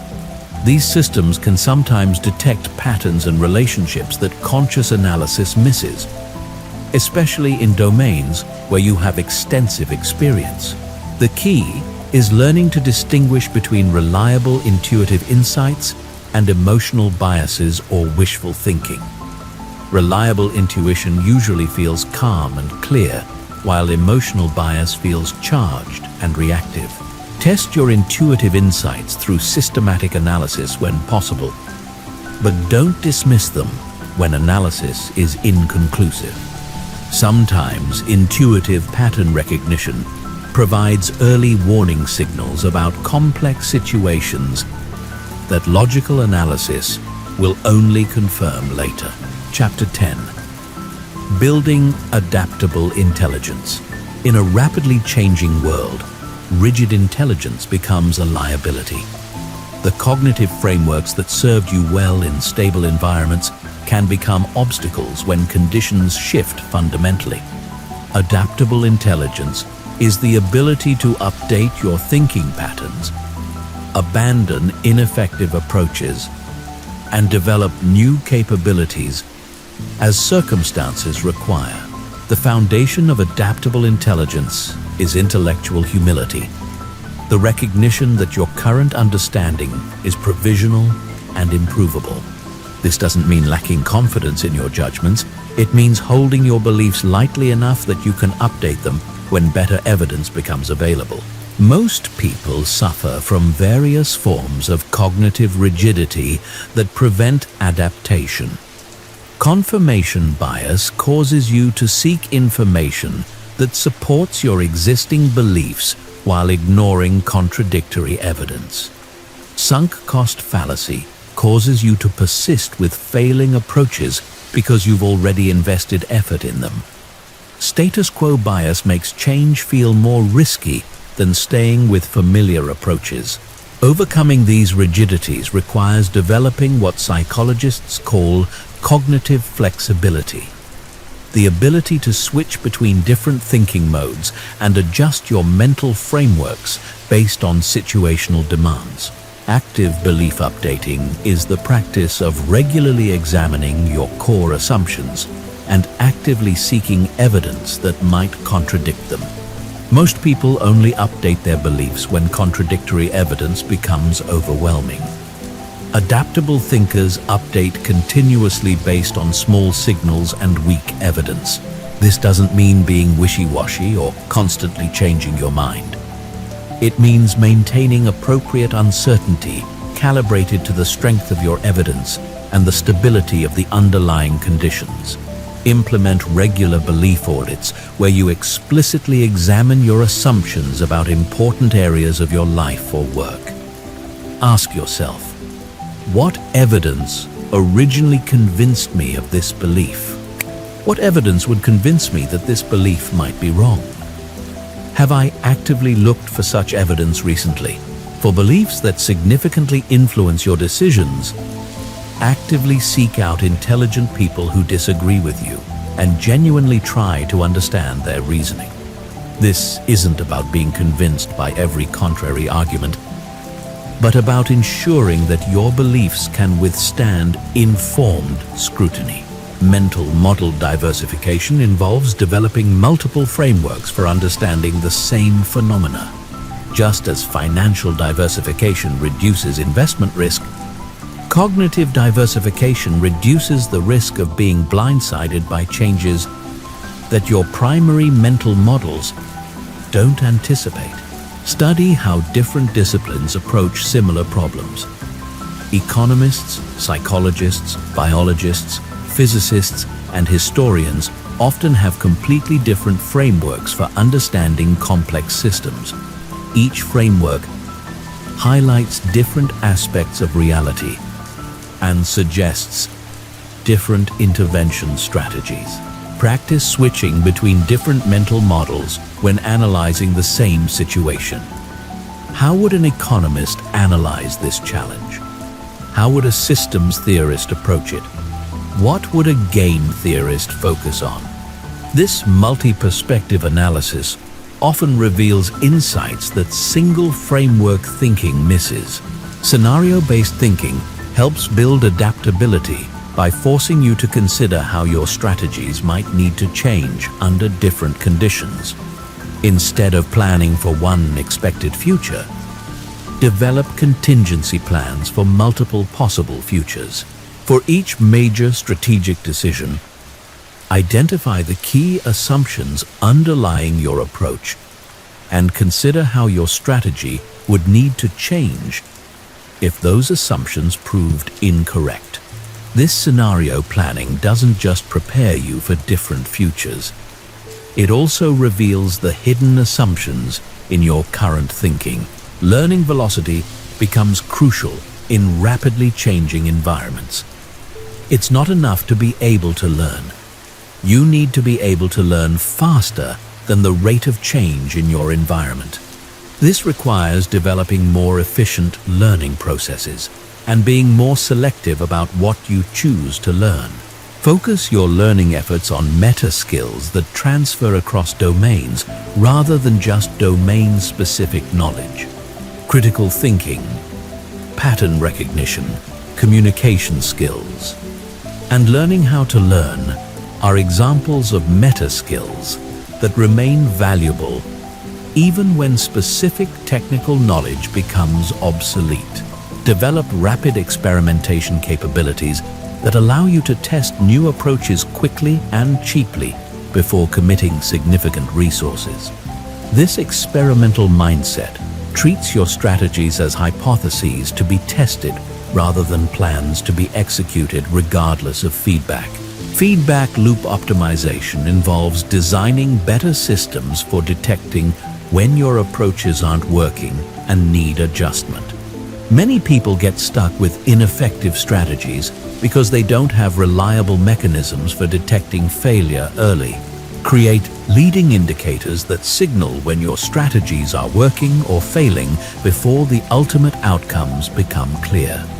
Identify the key metrics that would change first if your approach were failing, and monitor those metrics systematically. Build feedback systems that overcome your natural cognitive biases. Since you're psychologically motivated to interpret ambiguous evidence as supporting your existing approaches, design objective measurement systems that provide clear signals about performance. Anti-fragile design principles help you build strategies that become stronger under stress rather than just surviving stress. Instead of just defending against potential problems, look for ways to benefit from volatility and uncertainty. Develop strategies with optionality built in. Approaches that provide upside potential while limiting downside risk. Maintain diversity in your approaches so that some can benefit when others are struggling. Build redundancy and backup systems so that individual failures don't create systemic collapse. Network-based learning leverages other people's insights and experiences to accelerate your own adaptation.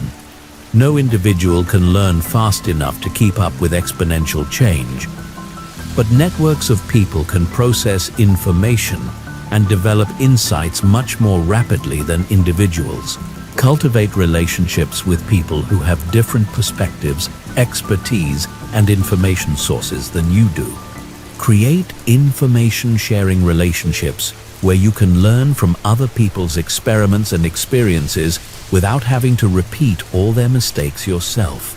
The ultimate goal of adaptable intelligence isn't to become someone who changes constantly, but to become someone who changes appropriately. Maintaining stability in your core values and long-term objectives while remaining flexible in your methods and short-term tactics. Chapter 11. Advanced Influence and Persuasion Strategies. True strategic influence isn't about manipulation or coercion. It's about understanding human psychology deeply enough that you can present ideas in ways that resonate with how people naturally think and make decisions. The most powerful influencers don't force people to change their minds. They create conditions where people naturally arrive at better conclusions. The foundation of strategic influence is understanding that people don't make decisions based purely on logic. They make decisions based on a complex interaction of emotions, social pressures, cognitive shortcuts, and rational analysis.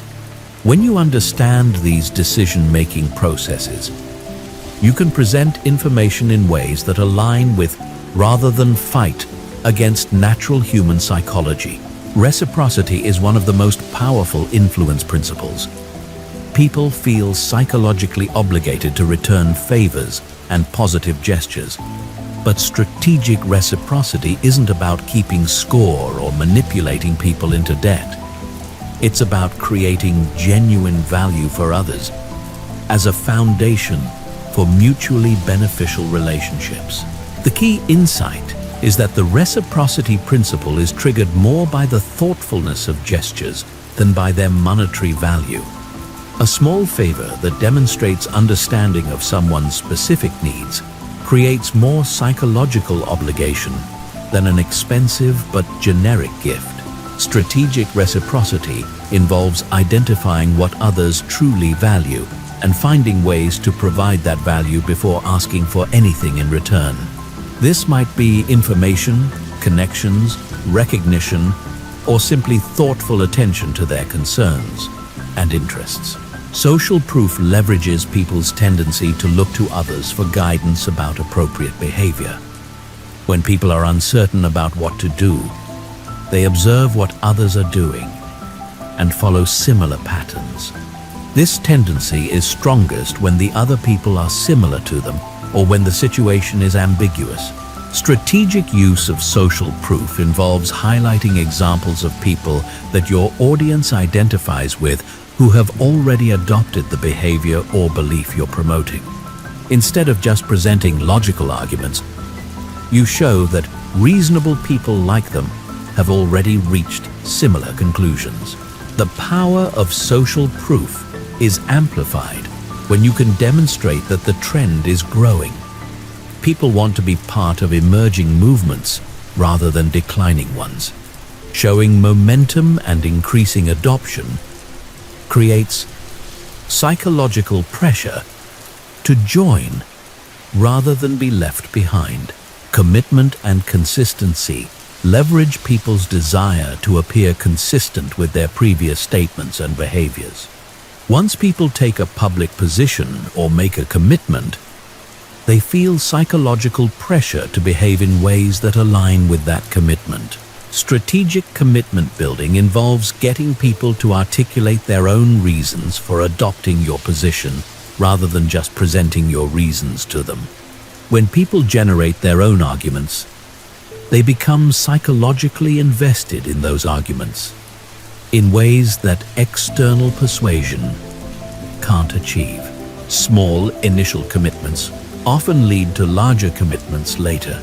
People who agree to small requests become more likely to agree to larger related requests because they develop a self-image as someone who supports that type of activity. Framing effects demonstrate that how information is presented often matters more than what information is presented. The same facts can lead to completely different decisions depending on how they're framed and what comparisons are highlighted. Strategic framing involves presenting information in contexts that lead to the conclusions you want people to reach. This isn't about deception. It's about choosing truthful presentations that emphasize the most relevant aspects of complex situations. Loss framing tends to be more motivating than gain framing for risk-averse decisions. People are more motivated to avoid losing something they already have than to gain something new. When presenting change initiatives, emphasize what people risk losing by not changing rather than just what they might gain by changing. Anchoring effects show that initial reference points heavily influence subsequent judgments. The first number people hear in a negotiation, the first option they consider, or the first interpretation they encounter, all serve as anchors that bias later thinking. Strategic anchoring involves carefully controlling what reference points you establish early in conversations. In negotiations, this might mean making the first offer to set a favorable anchor. In presentations, this might mean establishing ambitious goals early to make more modest requests seem reasonable by comparison. Authority and expertise influence work because people defer to perceived experts, especially in areas where they lack confidence in their own judgment. But authority isn't just about credentials. It's about demonstrating competence and trustworthiness. In specific contexts, building strategic authority requires establishing credibility through demonstrated expertise rather than just claimed expertise. This means sharing insights that others find valuable, making accurate predictions, and acknowledging the limits of your knowledge in areas outside your expertise. The most persuasive authority combines competence with humility. People trust experts who are confident about what they know, but honest about what they don't know. This honesty actually increases rather than decreases persuasive power, because it signals trustworthiness. Scarcity and urgency can motivate action, but they must be genuine to be effective long-term. False scarcity or artificial urgency often backfire when people discover the manipulation. Real scarcity, however, can help people overcome procrastination and analysis paralysis. Strategic scarcity focuses on unique value propositions that genuinely can't be obtained elsewhere, rather than artificial time limits. Instead of creating false urgency, help people understand the opportunity costs of delay and the genuine risks of inaction. Chapter 12. Systems Thinking and Leverage Points. Most people approach problems by focusing on events and symptoms while ignoring the underlying systems that generate those problems. Systems thinking involves understanding the structures, relationships, and feedback loops that create the patterns you observe in complex situations. The fundamental insight of systems thinking is that behavior is generated by structure.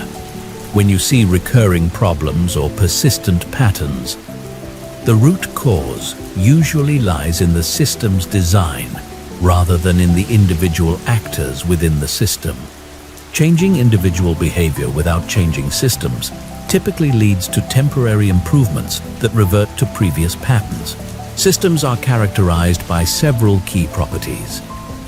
They consist of elements that are connected through relationships and organized around a purpose. The relationships between elements are often more important than the elements themselves. Systems exhibit emergent properties that arise from interactions rather than from individual components. Understanding feedback loops is central to systems thinking. Reinforcing feedback loops amplify changes, creating exponential growth or decline. When success leads to more resources, which leads to more success, that's a reinforcing loop. When problems create stress, which leads to poor decisions, which creates more problems, that's also reinforcing feedback, but in a destructive direction. Balancing feedback loops creates stability by counteracting changes. When market prices rise, demand decreases, which causes prices to fall back down. When you feel cold, you shiver to generate heat, which warms you up and reduces shivering. These balancing loops prevent systems from growing indefinitely or collapsing completely. Most complex systems contain multiple feedback loops operating simultaneously. Understanding which loops are dominant in different conditions helps you predict how systems will behave and identify where interventions might be most effective. Leverage points are places within systems where small changes can produce significant impacts. Systems theorist Donella Meadows identified a hierarchy of leverage points, from least effective to most effective ways to intervene in systems. The lowest leverage interventions involve changing numbers within systems. Adjusting budgets, targets, or performance metrics can influence behavior, but they don't change the underlying structure that generates behavior patterns.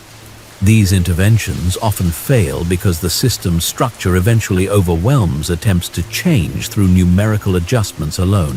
Higher leverage comes from changing the elements within systems. Replacing key personnel, introducing new technology, or modifying organizational components can shift system behavior. These interventions are more effective than just changing numbers, but they still work within existing structural constraints. Even higher leverage comes from changing the connections within systems. Modifying information flows, decision-making authorities, or reporting relationships can dramatically alter how systems behave. Often, small changes in who talks to whom or who has access to what information can transform entire organizational dynamics. Changing the rules that govern systems provides very high leverage. Rules include policies, procedures, incentive structures, and formal constraints that shape behavior within systems. When you change the rules, you change the structure within which all other system elements operate. Changing the power to make rules represents even higher leverage. This involves shifting who has authority to establish policies, procedures, and structural elements. Constitutional changes, governance reforms, and power redistributions often have profound long-term impacts because they change how all subsequent rules get made. The highest leverage point is changing the paradigms or mindsets from which systems arise. Paradigms are the deeply held beliefs and assumptions that determine how people interpret reality and what they consider possible or desirable.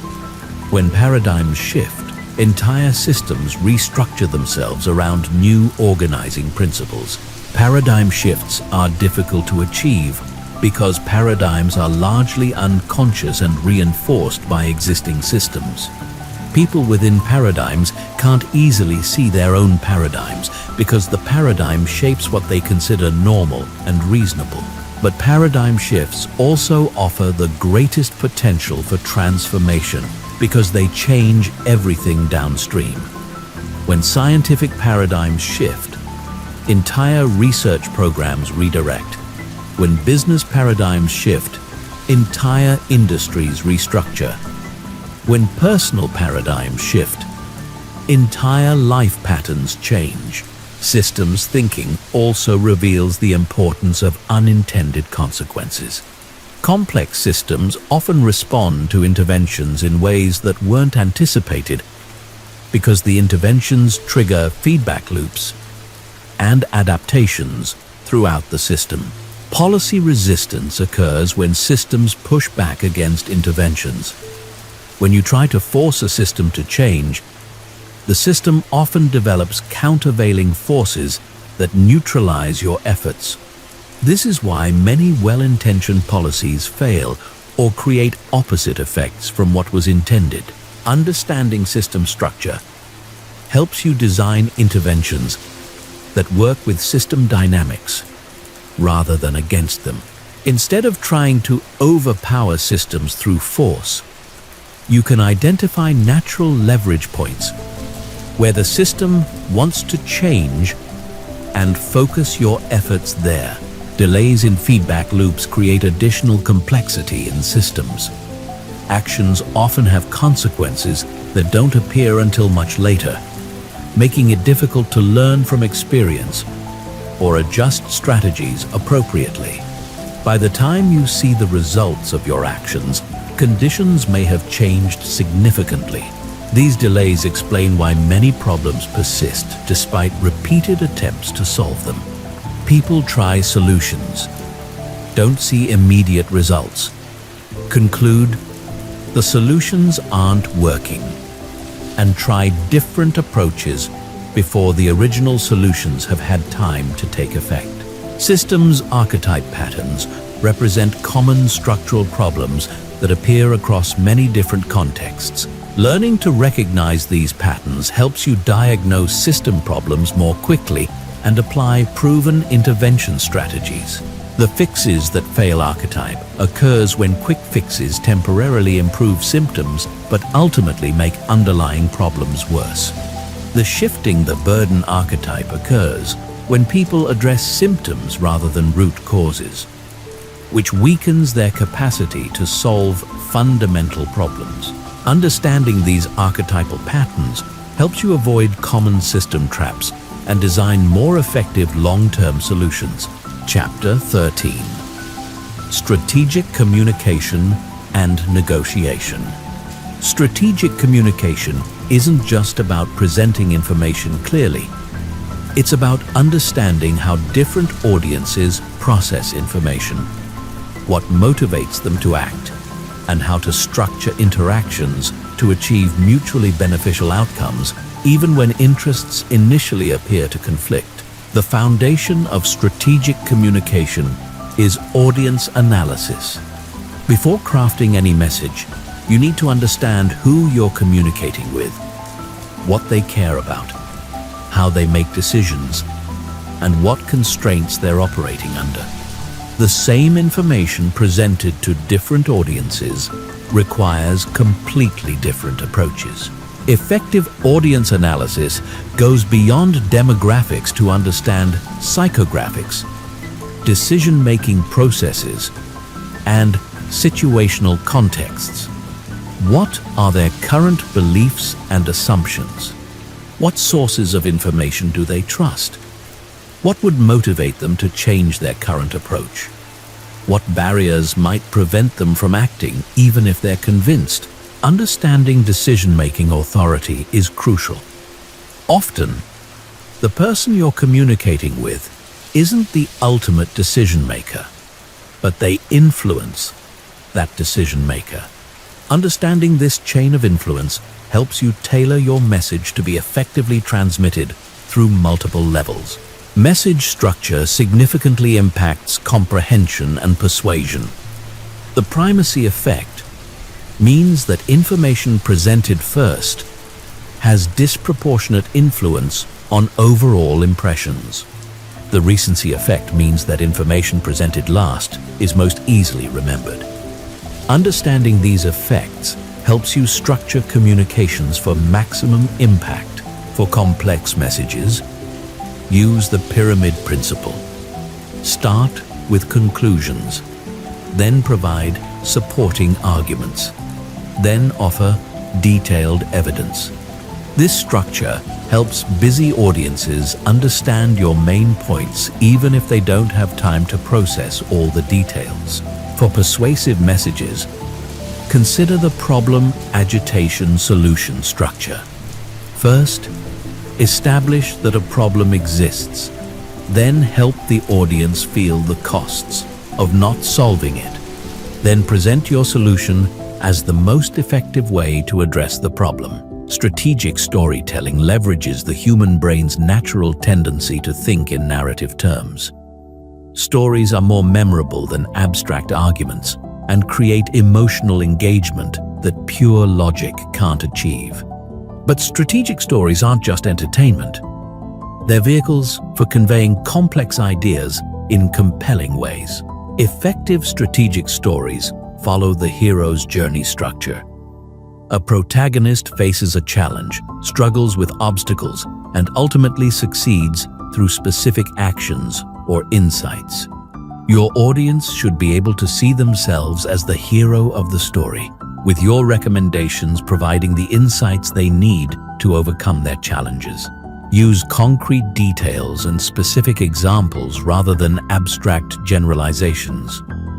The human brain processes concrete information more easily than abstract concepts. When you're explaining complex strategies, ground them in specific scenarios that your audience can visualize. Negotiation represents communication under conditions of apparent conflict, where the goal is finding solutions that serve everyone's essential interests. The key insight is that most negotiations aren't truly zero-sum games where one person's gain requires another person's loss. Principled negotiation focuses on interests rather than positions. Positions are what people say they want. Interests are why they want it. Often, different positions can serve the same underlying interests, and understanding those interests reveals creative solutions that weren't apparent when focusing only on stated positions. Preparation is crucial for strategic negotiation. Before any important negotiation, research the other party's likely interests, constraints, and alternatives. Understand your own best alternative to a negotiated agreement, because this determines your bargaining power. Develop multiple options that could serve both parties' interests rather than just advocating for your preferred outcome. The more options you can generate, the more likely you are to find solutions that work for everyone. Separate people from problems by addressing relationship issues explicitly rather than letting them complicate substantive discussions. When people feel attacked or disrespected, they become focused on defending themselves rather than solving problems collaboratively.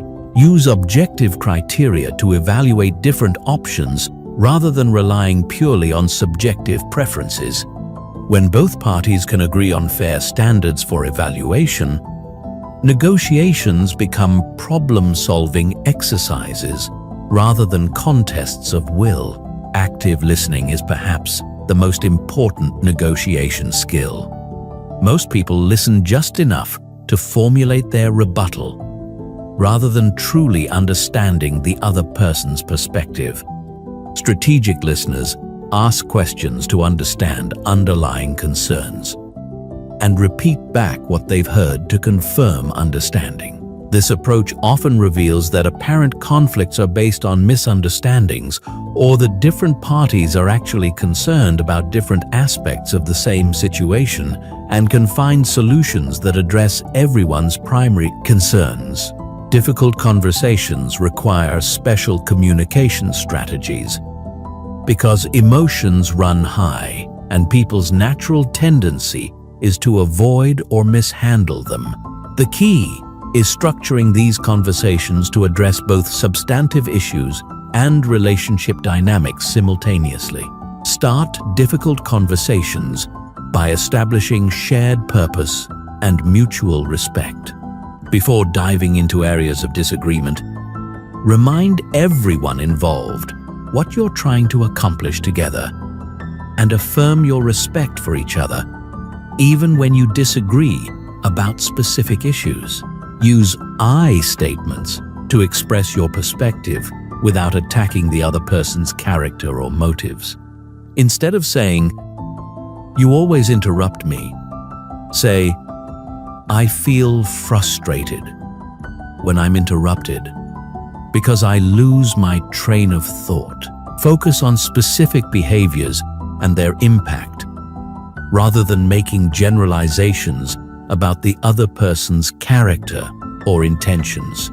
This makes it easier for people to hear feedback and make changes without feeling personally attacked.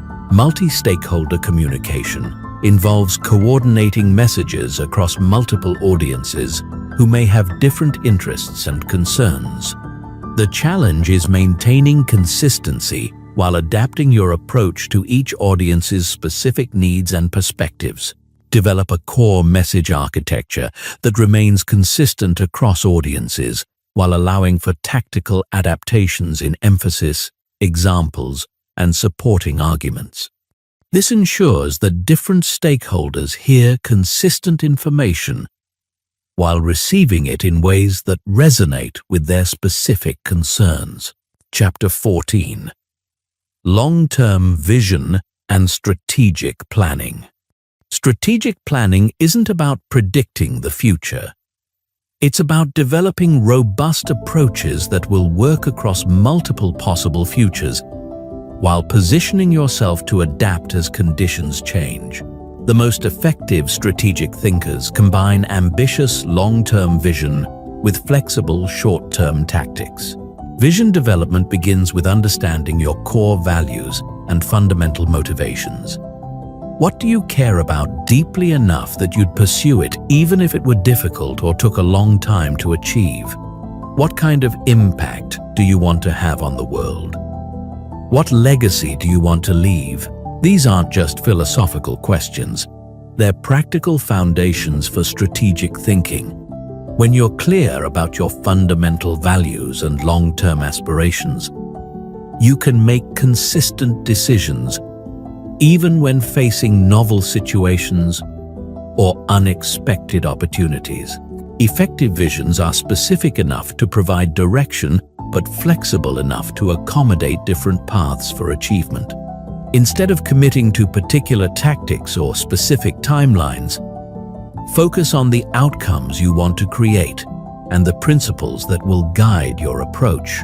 Scenario planning helps bridge the gap between long-term vision and practical action by considering multiple ways the future might unfold.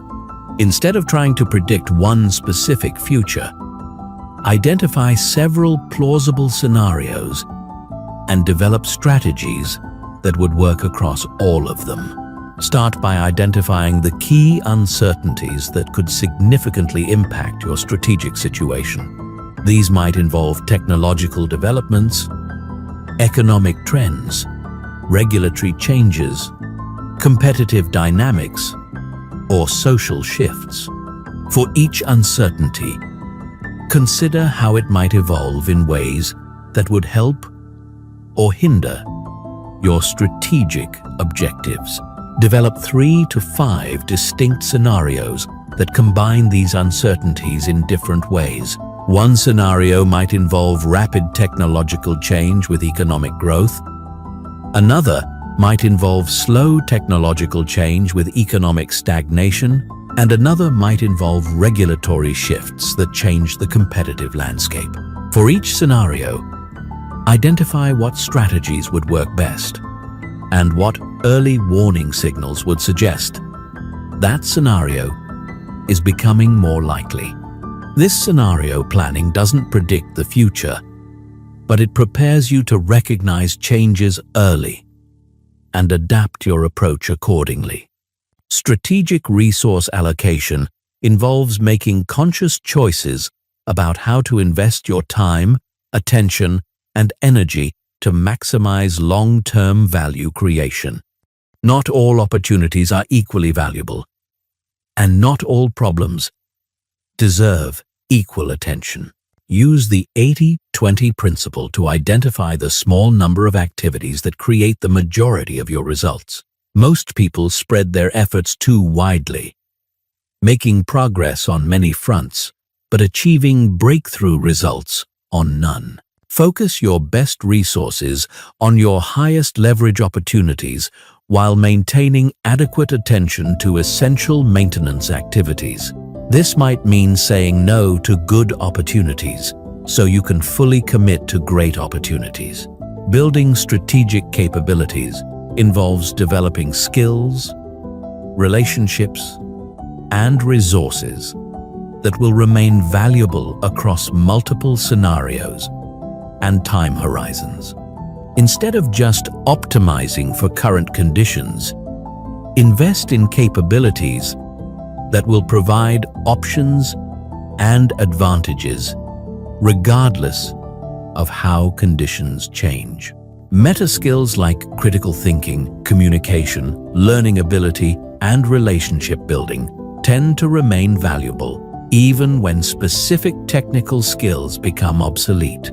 Developing these meta skills provides insurance against future uncertainty. Strategic relationships with people who have complementary skills, different perspectives, or access to different opportunities create mutual value and expand your strategic options. These relationships need to be genuine and reciprocal rather than purely transactional.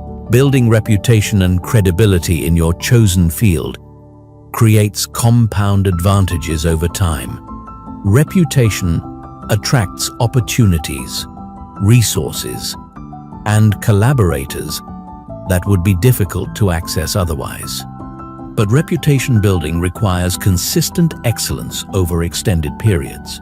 Risk management in strategic planning involves preparing for potential problems without becoming paralyzed by them. Every strategy involves some risks, and the goal is to take intelligent risks while avoiding catastrophic ones. Identify potential failure modes for your strategic approach and develop contingency plans for the most significant risks. This isn't about planning for every possible problem, but about having prepared responses for the problems that could derail your entire strategy. Maintain adequate reserves and backup options so that individual setbacks don't force you to abandon your overall strategic direction. This might involve financial reserves, alternative approaches to key objectives, or relationships that could provide support during difficult periods. Implementation planning translates strategic vision into concrete actions and milestones. Without effective implementation, even brilliant strategies remain just ideas. The key is creating systematic approaches that maintain momentum while allowing for course corrections. Break long-term objectives into intermediate milestones that provide feedback about your progress and allow for strategy adjustments. These milestones should be significant enough to create real progress, but achievable enough to maintain motivation. Develop systematic review processes that regularly assess both your progress toward objectives and the continued validity of your underlying assumptions. Strategy isn't set and forget. It requires ongoing adaptation based on new information and changing conditions. Create accountability systems that help you maintain discipline in executing your strategic priorities even when day-to-day pressures create distractions. This might involve regular reviews with mentors, tracking systems that monitor key metrics, or public commitments that create external motivation. Chapter 15. Implementation and Mastery. Knowledge without implementation remains merely intellectual entertainment. The difference between people who understand strategic thinking concepts and people who achieve strategic thinking results lies entirely in their ability to consistently apply these principles in real-world situations. The implementation challenge is that strategic thinking requires overriding many of your brain's default patterns. Your brain evolved for immediate survival in simple environments, not for complex decision-making in uncertain conditions. This means that applying strategic thinking principles requires conscious effort and systematic practice until new thinking patterns become habitual. Start with one principle at a time, rather than trying to apply everything simultaneously. Choose the strategic thinking concept that seems most relevant to your current challenges and focus on applying it consistently for several weeks before adding additional principles. Deliberate practice is the key to developing mastery in strategic thinking. This means practicing these principles in increasingly challenging situations where the stakes gradually increase. Start with low-risk decisions where you can experiment with different approaches without serious consequences. Keep a decision journal where you record important decisions, the reasoning process you used, the principles you applied, and the outcomes that resulted. Review this journal regularly to identify patterns in your thinking and areas where you could improve your approach. Create implementation triggers that remind you to apply strategic thinking principles when they're most needed. These might be specific questions you ask yourself before important decisions, checklists you use for complex problems, or regular review processes that ensure you're thinking strategically about your priorities. Mental rehearsal accelerates the development of strategic thinking skills. Spend time imagining how you would apply these principles to hypothetical scenarios or past situations where you could have thought more strategically. This mental practice strengthens the neural pathways associated with strategic thinking. Find opportunities to teach these concepts to others. Teaching forces you to understand principles more deeply and provides practice in applying them to different situations. It also creates accountability for your own implementation of these principles.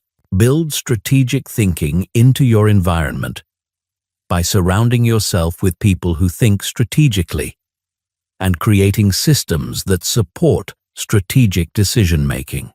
Your environment has enormous influence on your thinking patterns, so design it to reinforce the mental habits you want to develop. Measure progress by tracking the quality of your thinking process rather than just the outcomes of your decisions. Good strategic thinking improves your probability of good outcomes, but it doesn't guarantee them. Focus on whether you're consistently applying sound principles rather than whether every decision works out perfectly. Common implementation obstacles include perfectionism, which causes people to overanalyze decisions instead of taking action; emotional reactivity, which overrides strategic thinking when stress levels rise; and social pressure, which causes people to abandon strategic approaches when others pressure them to act differently.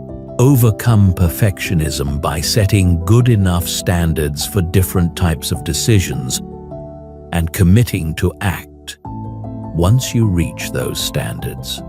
Most decisions are reversible and can be improved through iteration rather than requiring perfect initial analysis. Manage emotional reactivity by recognizing your emotional triggers and having predetermined responses that help you restore strategic thinking when emotions run high. This might involve taking breaks before important decisions, consulting with trusted advisors, or using breathing techniques to reduce emotional arousal. Handle social pressure by being selective about whose opinions you consider when making strategic decisions. Not everyone in your life thinks strategically, and well-meaning advice from people who don't understand strategic thinking can undermine your decision-making quality. The ultimate goal isn't to become someone who thinks strategically sometimes, but to become someone for whom strategic thinking is the natural default approach to important challenges. This transformation happens gradually through consistent practice and application. Strategic thinking mastery is evidenced by several characteristics. You naturally consider multiple time horizons when making decisions. You automatically look for underlying patterns and systems rather than just reacting to surface events. You consistently seek information that might contradict your initial impressions. You approach problems by breaking them down systematically rather than jumping to solutions. You maintain appropriate confidence that's calibrated to the actual uncertainty in different situations. You influence others through understanding their perspectives rather than just asserting your own. You adapt your strategies when conditions change rather than stubbornly persisting with approaches that are no longer working. Most importantly, you take responsibility for the quality of your thinking rather than blaming circumstances when things don't work out as planned. You view every challenge as an opportunity to refine your strategic thinking abilities and every setback as feedback that can improve your future decision-making. The journey towards strategic thinking mastery is ongoing. The world continues to become more complex and fast-changing, which means that the ability to think strategically becomes increasingly valuable over time.